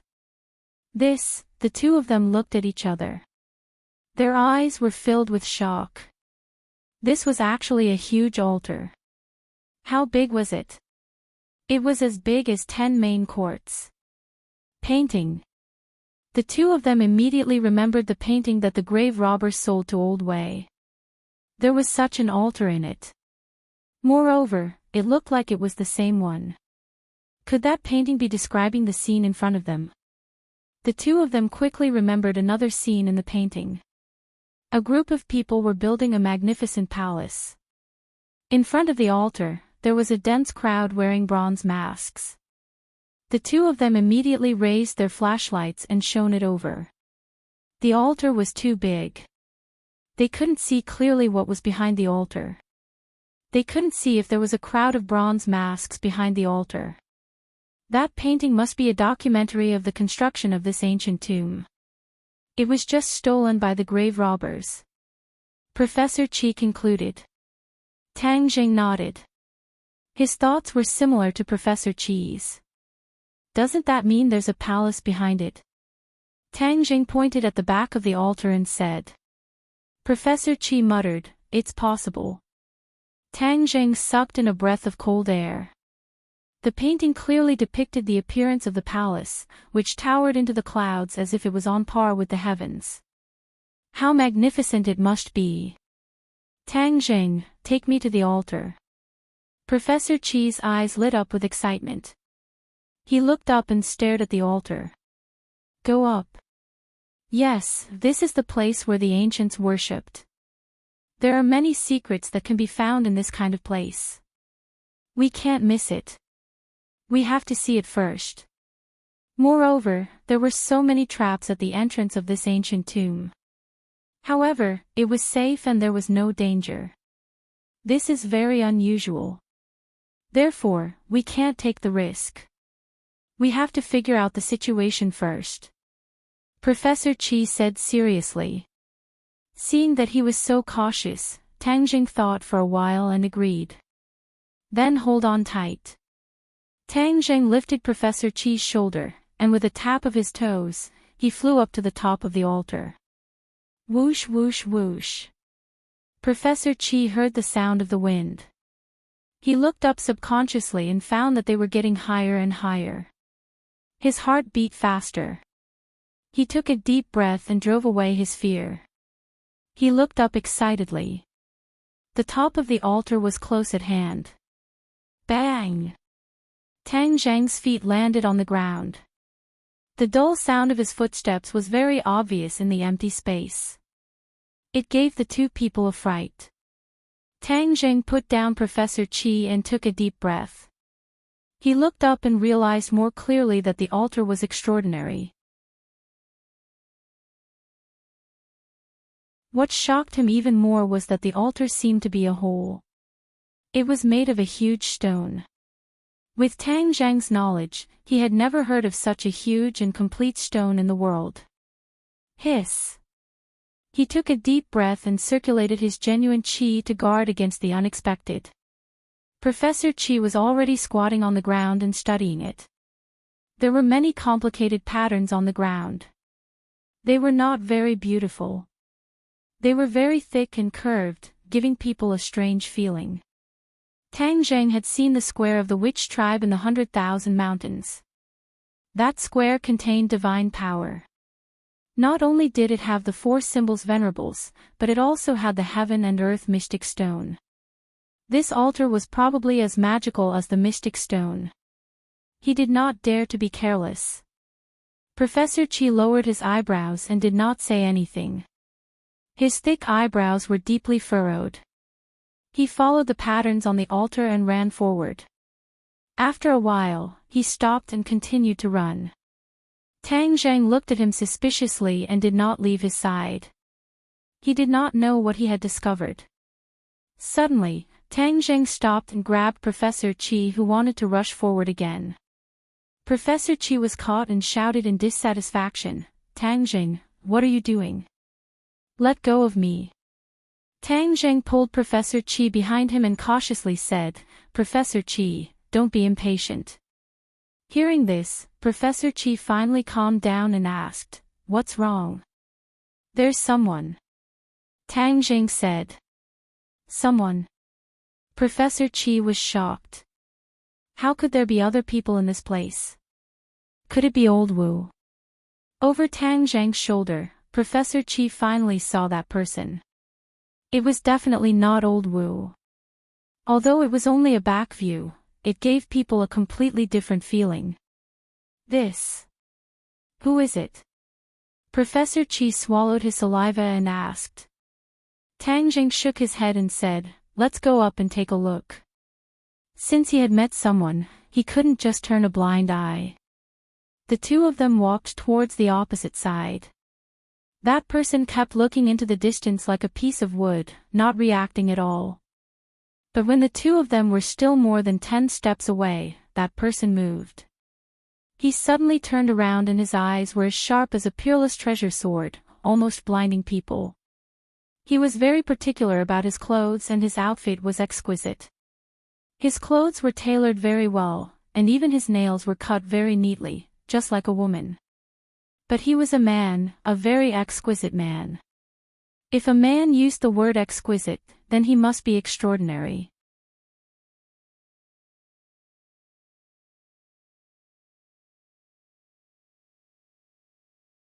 Chapter 731. Tang Zheng stared at this person, and the other party looked at him with interest. Obviously, this person was not an ancient person, but a modern person. His modern outfit was even more fashionable than Tang Zheng's. "Who are you?" Tang Zheng asked cautiously. This person was definitely not an ordinary grave robber. Those grave robbers were not even worthy of carrying his shoes. Even Tang Zheng did not dare to underestimate the aura that was faintly emitted. "Tang Zheng." The other party did not answer, but instead called out Tang Zheng's name. Tang Zheng and Professor Chi were both shocked. Tang Zheng was sure that he had never seen this person before. The other party left a deep impression on him. Even if he had only seen him once, he would never forget. "You know me?" The other party laughed, and his smile was even a bit evil. "Of course I know you. Your great name is like thunder to my ears. We have never met." "Yes, but I have seen your picture," the other party said bluntly. "I really did not expect to see you here. Allow me to introduce myself first, otherwise it would be rude." The other party was polite, like a noble gentleman. "This humble one is Jade-Faced Flying Dragon." His voice was raised a few notches, and his head was raised high as he said proudly. "Jade-Faced Flying Dragon." Tang Jing frowned. He had never heard of this person in the Jianghu. Where did this expert come from? "I think you have never heard of me, but you will remember my name in the future," Jade-Faced Flying Dragon said confidently. "Why?" "Because, I want to kill you." Jade-Faced Flying Dragon deliberately dragged out the word kill, and a murderous aura seemed to burst out from this word. Tang Zheng's body tensed up. The other party had said that he wanted to kill him. There were only two possibilities. First, he was an idiot, and only then would he be so arrogant. Second, he was a true expert, and had this confidence. Obviously, the other party did not belong to the first category. Then, he was definitely an expert, and an extraordinary one at that. He was an expert that Tang Jing could not see through. The other party was only in his 30s, yet he had this kind of cultivation. He was definitely an outstanding person. Why was there no news of such a fierce person in the Jianghu? Seeing that Tang Jing didn't move, Fair-Faced Flying Dragon smiled. "Very good. You can still stand here after hearing that I want to kill you." In the past, when others heard this, they would immediately run away. "Is that useful?" Tang Jing asked.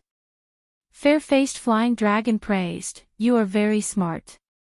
You know that running away is futile. It only adds to the fun of the game." It doesn't have much of an effect because they all died in the end. Tang Zheng's eyelids twitched as he sneered, "Is that so? I'm not like those people. Are you so confident that you can kill me?" "Of course," fair-faced flying dragon said without hesitation. "I never thought that I would meet you here.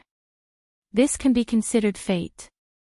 Before I kill you, I'll let you take a look at the Heavenly Palace." Heavenly Palace. Tang Zhang and Professor Qi cried out in surprise. "Oh, it seems that you don't understand the purpose of this trip, nor do you understand the truth of this ancient tomb." Fair-faced flying dragon raised an eyebrow and said with a smile that was not a smile. "Could it be that you understand? I know a thing or two." Fair-faced flying dragon elegantly turned around and pointed into the distance, completely unafraid of Tang Zhang's sneak attack. Of course, Tang Zhang would not sneak attack. He and Professor Qi strode forward and looked up. Immediately, the two's attention was firmly attracted. In the distance, there was a huge palace that towered into the sky. Wasn't this the palace in the painting? Didn't so many people work so hard to build this palace? The altar and the palace were exactly the same as in the painting. The two's breaths involuntarily quickened. Fair-faced flying dragon glanced at the two and said with a smile, "The wisdom of the ancients is truly endless. It's unimaginable and unattainable for us descendants." "This is the heavenly palace you were talking about?" Professor Qi asked with a trembling voice. He was not afraid, but excited. There had never been a record or description of this building in the history of Huaxia. This meant that this discovery was unprecedented. What did this mean for him? Money? Fame? No. He did not care about any of these.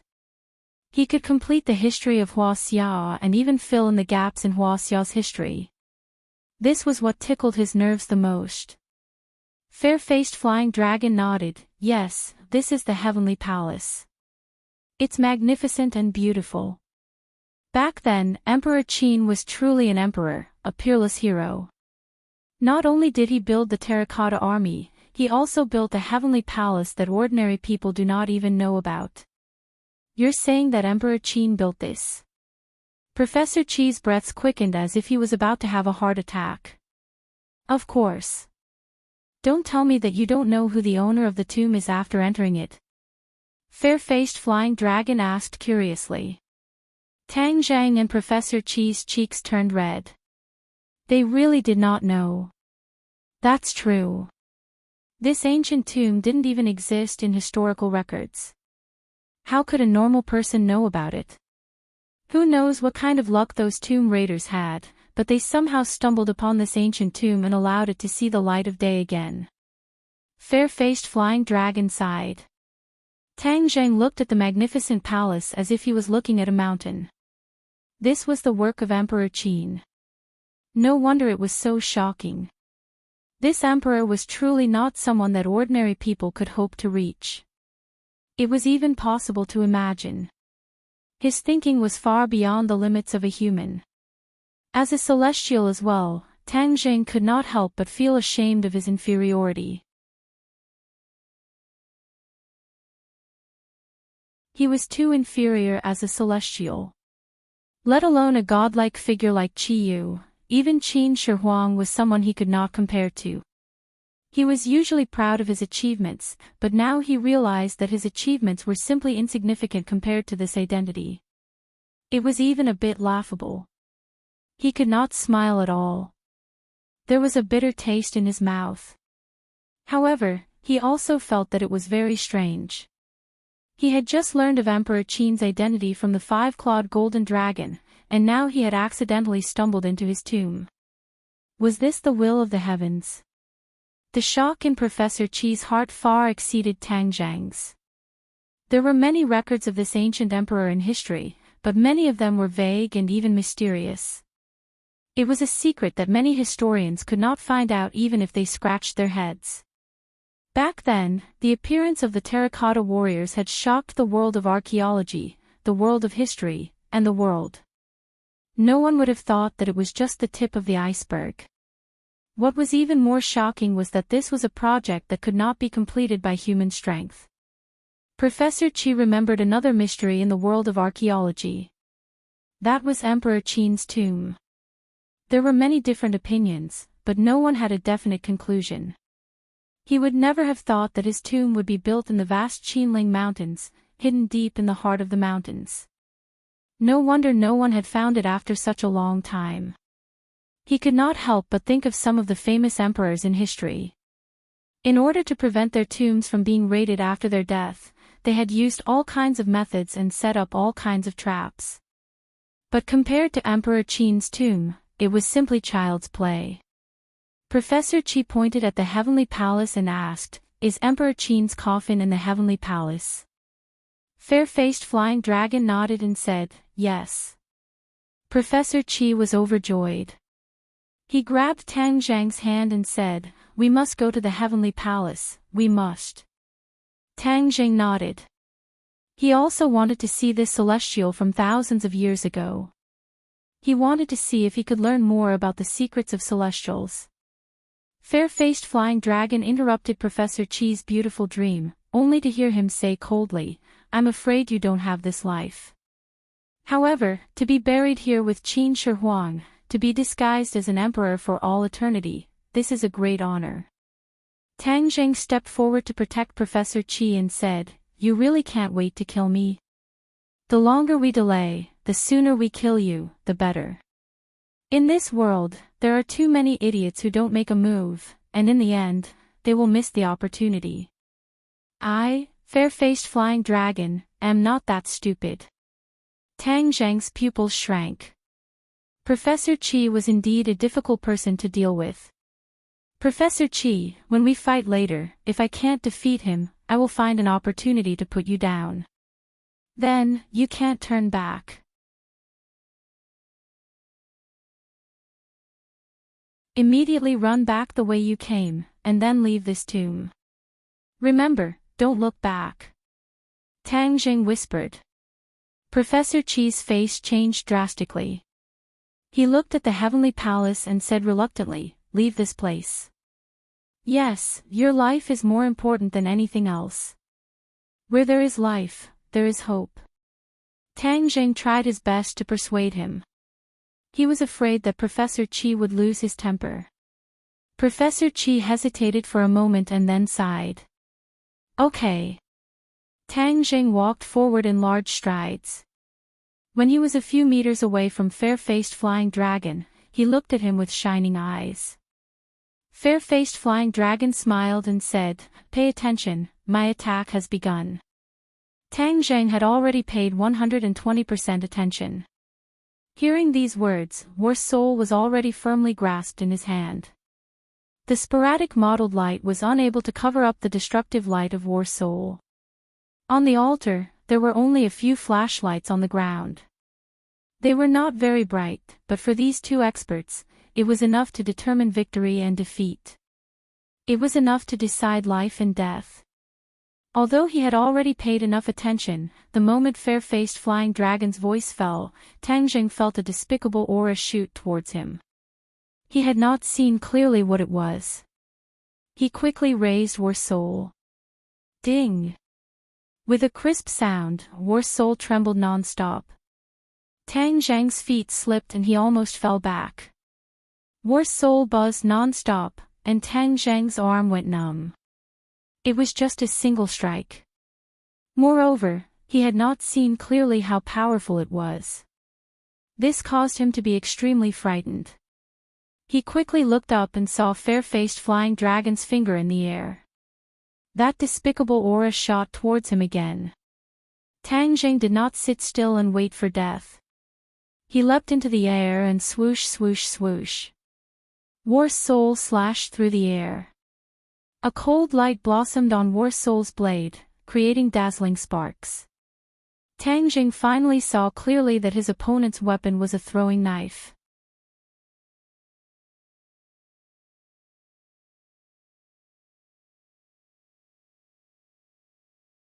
Chapter 732. fair-faced flying dragon saw that his flying dagger missed, but his expression did not change. He said, "Not bad," as he quickly waved his arm. Swoosh, swoosh, swoosh, a series of cold lights swept through the dark space. Tang Jing felt a flash in front of his eyes, and the flying dagger was already flying towards him like a string of pearls, full of killing intent. Ding, ding, ding. The flying immortals from outer heaven sword technique was displayed to the fullest. The sword light that filled the sky was like 1,000 zhang, illuminating the entire space. The two were secretly shocked in their hearts. Fair-faced flying dragon said in his heart that he was even more powerful than the legends made him out to be. Tang Jing, on the other hand, had a strange expression. Just where did this fair-faced flying dragon come from? He was definitely an expert of the great scholar realm. Moreover, he did not seem like a first or second stage great scholar like Long Xianyuan. He was unable to determine this person's specific cultivation, but he was definitely a true expert. Tang Zheng had just experienced the battle between the State Master and Yamada no Orochi not long ago, so he was not unfamiliar with this level of battle. In fact, he was getting more and more used to it. The battle between the two became more and more intense. There were traces of the war spirit sword and the flying dagger on the altar. The dagger was like a chisel, severely damaging the altar. Seeing this, Professor Qi even had the heart to die. Tears were about to drip out as he shouted, "Destroyed, destroyed." Pound. The complicated patterns on the ground could definitely be studied to find many useful things, but it was destroyed just like that. As a scholar, one could imagine how painful it was. It was even more painful than killing him. However, the battle did not change according to his will. The two of them were bound to determine victory or defeat, or even life and death. Although Tang Zheng was only at the 9th stage of fasting, and was still a step away from the Golden Core realm, his cultivation was lower than fair-faced flying dragons. However, he had the help of a divine weapon and was not at a disadvantage for a while. The sound of the battle was not small, and it was especially clear in this empty and deathly silent space. Suddenly, both of their ears twitched, and they subconsciously looked in a direction. They could not see anything in the darkness, but there was obviously something. As if to verify their guess, the sound became louder and louder. Bang, bang, bang. It was like a heavy object hitting the ground. It was like the sound of a drum, heavily pounding on people's hearts, causing their heartstrings to tremble. Even so, the two of them did not give up on the battle. Instead, the battle became more and more intense, and danger surrounded them. Professor Qi also heard the sound and stretched his neck to look outside the altar. Suddenly, his pupils dilated rapidly and his mouth opened wide. It was as if someone had grabbed his throat and he couldn't even let out a scream. When the two saw his reaction, they rushed to the edge of the altar at the same time and looked down. F***CK. Both of them cursed in their hearts at the same time as their scalps went numb. Countless people were standing on the ground below, all of them looking up at the altar. Bronze mask. Tang Zheng raised his head and exclaimed. Everyone was wearing the same bronze mask as the one in the painting, but there were too many bronze masks. Although Tang Zheng really wanted the bronze masks, this many still made his scalp go numb. Moreover, the empty eyes behind the bronze masks showed that these were definitely not living people. Not a living person. That was a dead person. In fact, they weren't even dead people. Tang Zheng had even been to the world of spirits and souls. Of course, he knew that there were many things in this world that he had never heard of or even thought of. Obviously, these people weren't good people. When they saw the three people on the altar, they sped up. Like monkeys, they climbed up the pillars of the altar and climbed up the altar at lightning speed. Tang Zheng and fair-faced flying dragon looked at each other at the same time and subconsciously stopped fighting. Fair-faced flying dragon muttered to himself, "My attention was all attracted by the heavenly palace just now. I really didn't see so many things hidden below. Professor Chi's face was bitter as he sighed. I'm afraid that you guys destroyed their altar, so they're coming to kill us. Altar? The two of them looked down subconsciously. Indeed, the altar was full of holes and scars. Ha! The two of them exclaimed at the same time and stared straight at the altar. It turned out that there was a faint light flowing in the altar, as if something had been triggered. Looks like it's true.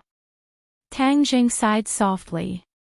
Altars were very mysterious in ancient times, and the altar here was even more so. The two of them almost destroyed the altar. Of course, they must have triggered some mechanism to attract the group of bronze masks. They're coming up. Professor Chi had been lying on the edge of the altar and yelled at the top of his lungs. The two of them tensed up. Fair-faced flying dragon looked deeply at Tang Jing and said, "Looks like we can't kill you today. Stay alive. The next time we meet, you won't be so lucky." Fair-faced flying dragon leaped down from the altar as soon as he finished speaking. "Ah!" Professor Chi screamed. He didn't expect fair-faced flying dragon to walk right into his trap. Tang Zheng's face tensed up, but he didn't think so. Sure enough, the fair-faced flying dragon spread its wings like a rock and landed on the ground. The tip of its foot landed heavily on one of the bronze masks. With a loud bang, the bronze mask shattered into pieces and scattered all over the ground. Then, he did the same. Like a bird flying across the water, he flew above the bronze mask. Every time he landed, a bronze mask would be destroyed. Bang! Suddenly, a loud sound interrupted Tang Zhang's observation. He saw a bronze mask jump up the altar and crazily pounce at the two of them. They were wearing armor and looked like warriors. They were full of killing intent and gloomy. Tang Zhang's eyes were filled with killing intent. With a gotcha sound, War Soul cut the opponent in half and scattered on the ground, turning into pieces. But before he could catch his breath, the sound of falling bodies came one after another. In the blink of an eye, the altar was densely packed with bronze masks. Their empty eyes and dense yin qi struck the heart. If it was a coward, they would have collapsed. Fortunately, Professor Chi had been in the field of archaeology for decades and had seen many strange things.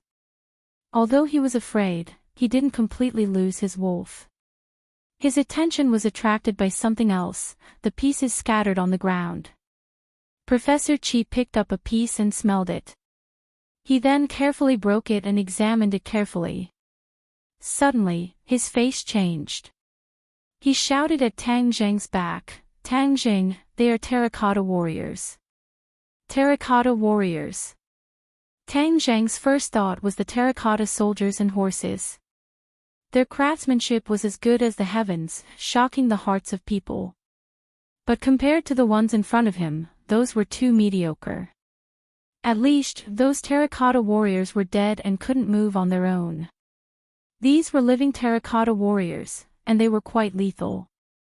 Professor Chi couldn't help but exclaim in amazement. He praised, "It's too miraculous. Qin Shi Huang is indeed a great emperor.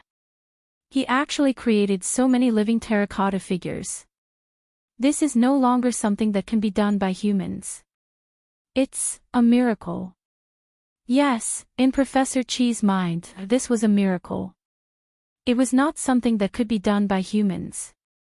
Tang Zheng, on the other hand, saw some clues. These terracotta warriors were nourished by yin qi, accumulated over time, and experienced thousands of years to create such a spectacle. Just now, when he had just stepped onto the altar, he had already noticed that the yin qi on the altar was denser than in other places. It was as if it was water, filling the air. Obviously, other than offering sacrifices, this altar might also be used to collect the yin qi in the ancient tomb to nourish these terracotta warriors. In fact, along the way, Tang Zheng had been puzzled. This place was filled with yin qi, So how could there not be any Yin soldiers or evil gong filthy things? Now, the answer was revealed. It turned out that the Yin Qi was all used to nourish these terracotta warriors. There was no extra to nurture those things. These terracotta warriors were not weaker than those things. More and more terracotta warriors climbed onto the altar like a flood. They were densely packed, numbering in the thousands. They had already completely occupied the altar. Tang Jing took out the heaven-shocking bow and the sun-shooting arrow. There were too many enemies, and the war soul sword might not be able to kill his way out. Tang Jing, what should we do? Professor Qi asked fearfully. Hide behind me, and follow me to kill our way out. Tang Jing said resolutely, as if he was alone, it would not be difficult to escape. But with Professor Qi by his side, all of this would be wishful thinking. Professor Qi mustered up all the courage in his body, preventing his legs from going soft from fear. He followed closely behind Tang Jing. The terracotta warriors had already rushed over like a tidal wave. Their killing intent and Yin Qi covered the sky and earth, reaching a peak. Kill! Tang Jing roared, the sun-shooting arrow left the bowstring. The surging Qi instantly tore apart the few terracotta warriors at the front, and the terracotta warriors at the back followed closely behind, rushing over. Bang, bang, bang. The terracotta warriors continued to explode, filling the sky with fragments. Suddenly, a horse's neigh sounded out in this empty space. A war horse made of terracotta warriors soared into the air and flew up from below, its four hooves landing heavily on the altar. On the back of the horse sat a terracotta warrior. His attire was completely different from the other terracotta warriors, and he looked like a general. With a stretch of his hand, he grabbed the sun-shooting arrow that was flying towards him. The sun-shooting arrow was already at the end of its flight and did not have much power left. But even so, it could be seen that the other party was definitely not someone the other terracotta warriors could compare to. Tang Zhang's face changed slightly.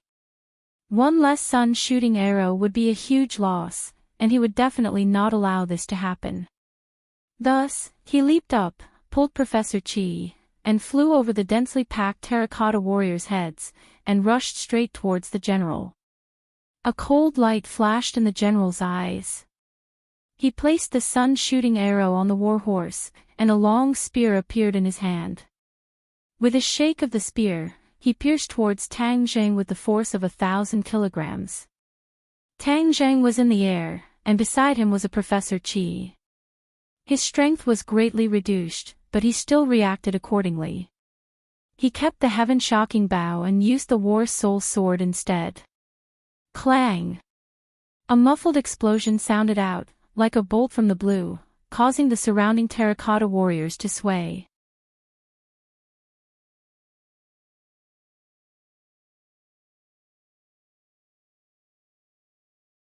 Chapter 733.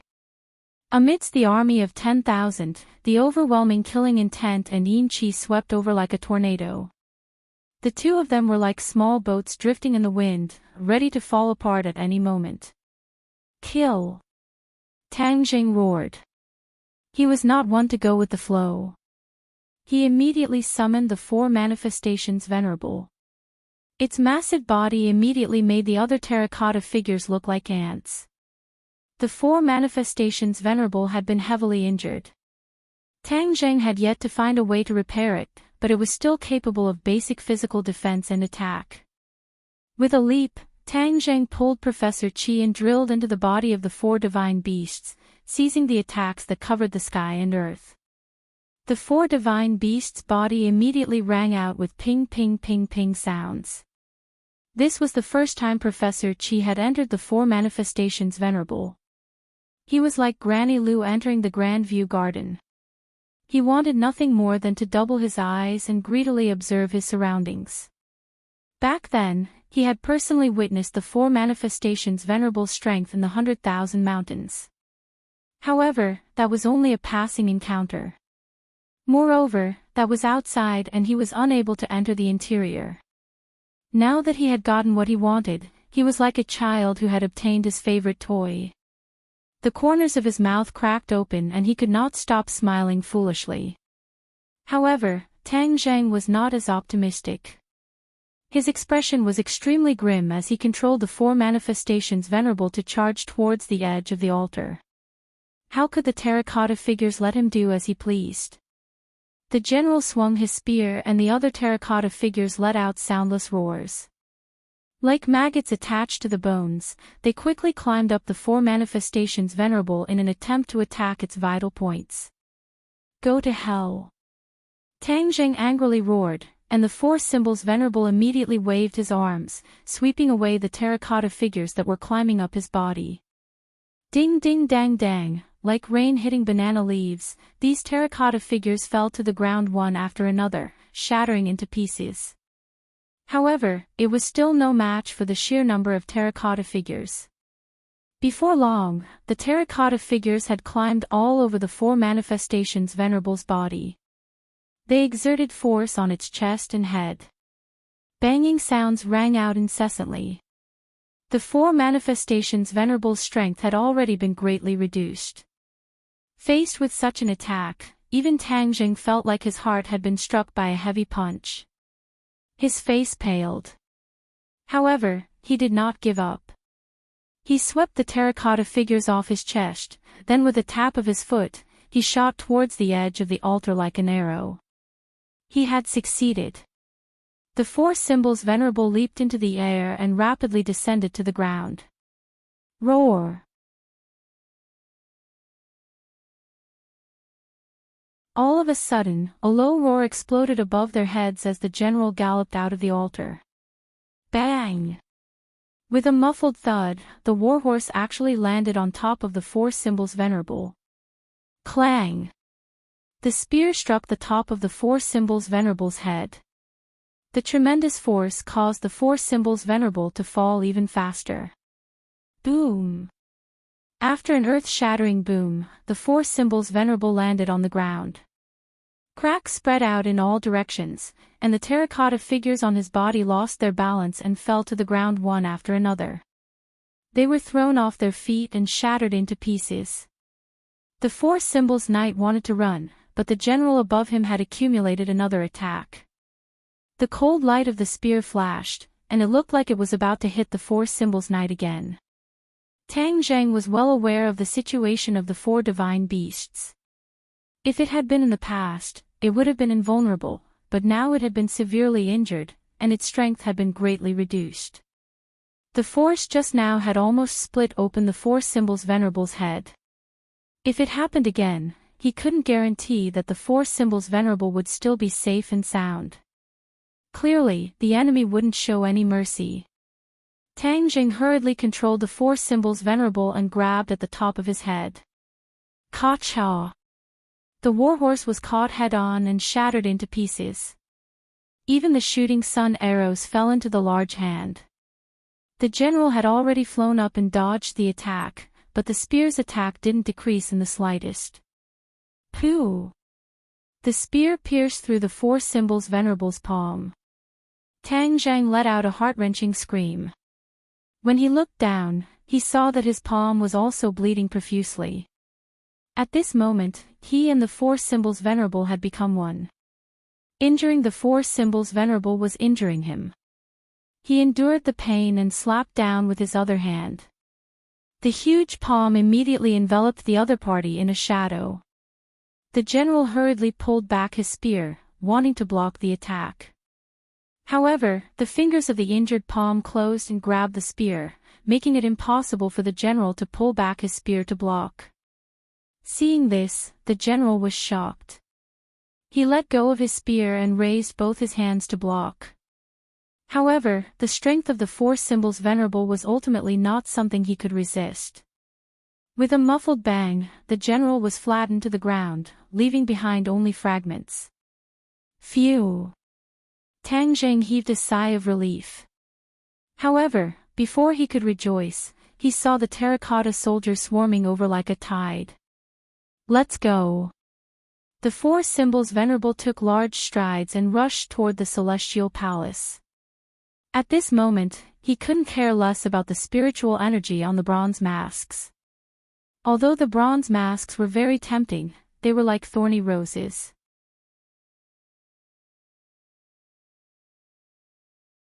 The four symbols venerable was extremely fast, and the terracotta soldiers were clearly unable to catch up. In the blink of an eye, they left the densely packed terracotta soldiers behind them. Suddenly, Tang Jing listened attentively and frowned. Why is there no movement behind me? He turned his head curiously. Ah! He couldn't help but cry out in alarm. He saw that the densely packed terracotta soldiers had actually stopped their pursuit and were looking at him with hollow eyes from afar. What's going on? Why aren't they chasing me? Tang Jing couldn't figure it out and subconsciously looked up. The Celestial Palace. Two huge words appeared above his head. These two words were floating, but there was no sign or anything like that. They just quietly floated above his head. He suddenly realized that he had unknowingly arrived in front of the Celestial Palace. There must be some kind of restriction on the Celestial Palace that prevented the terracotta soldiers from approaching. Since that was the case, there was no need to stay in the four symbols venerable anymore. He and Professor Chi left the four symbols venerable. Professor Chi was reluctant to leave. Although he didn't gain much, this kind of experience was too rare. Professor Chi sighed in disappointment as he watched the four symbols venerable disappear before his eyes. However, in an instant, he sucked in a breath of cold air. Then, as if he had been fixed in place, he looked up blankly. What was above his head? Of course, it was the Celestial Palace. Not just the two-word Celestial Palace, but the actual Celestial Palace itself. When looking at the Celestial Palace from afar, one would be shocked by its majesty. Now that he was standing at the foot of the Celestial Palace, this feeling was especially strong. It was so shocking that he could barely find words to describe it. Tang Zhang's feelings were more or less the same. He saw that the Celestial Palace above his head was endless, as if it really towered into the clouds. Fair-faced flying dragon has already entered the Celestial Palace. Let's follow. Tang Zhang said resolutely. There was already no way out for the thousands of soldiers and horses behind them. Moreover, since they were already here, they naturally couldn't just leave without taking a look. Although they knew that there would be danger inside. Knowing that there was a tiger in the mountain, they still walked towards it. The two of them walked over confidently. The Celestial Palace's palace gate was very huge. It was even taller and bigger than the tomb gate. The two of them arrived in front of the palace gate. There was actually a corpse in front of the palace gate. Second brother Wu. The two of them recognized the corpse at the same time. Wasn't this the second brother Wu who had escaped without a trace? They didn't expect that he would actually escape to the front of the palace gate, but in the end, he didn't survive. Grave robbers deserve to die.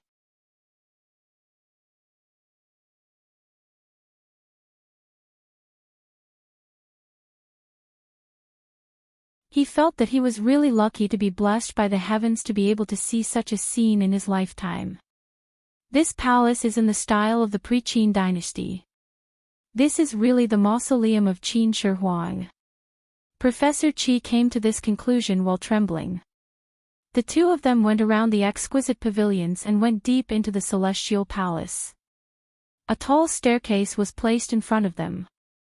The staircase seemed to have no end, as if it extended into the sky.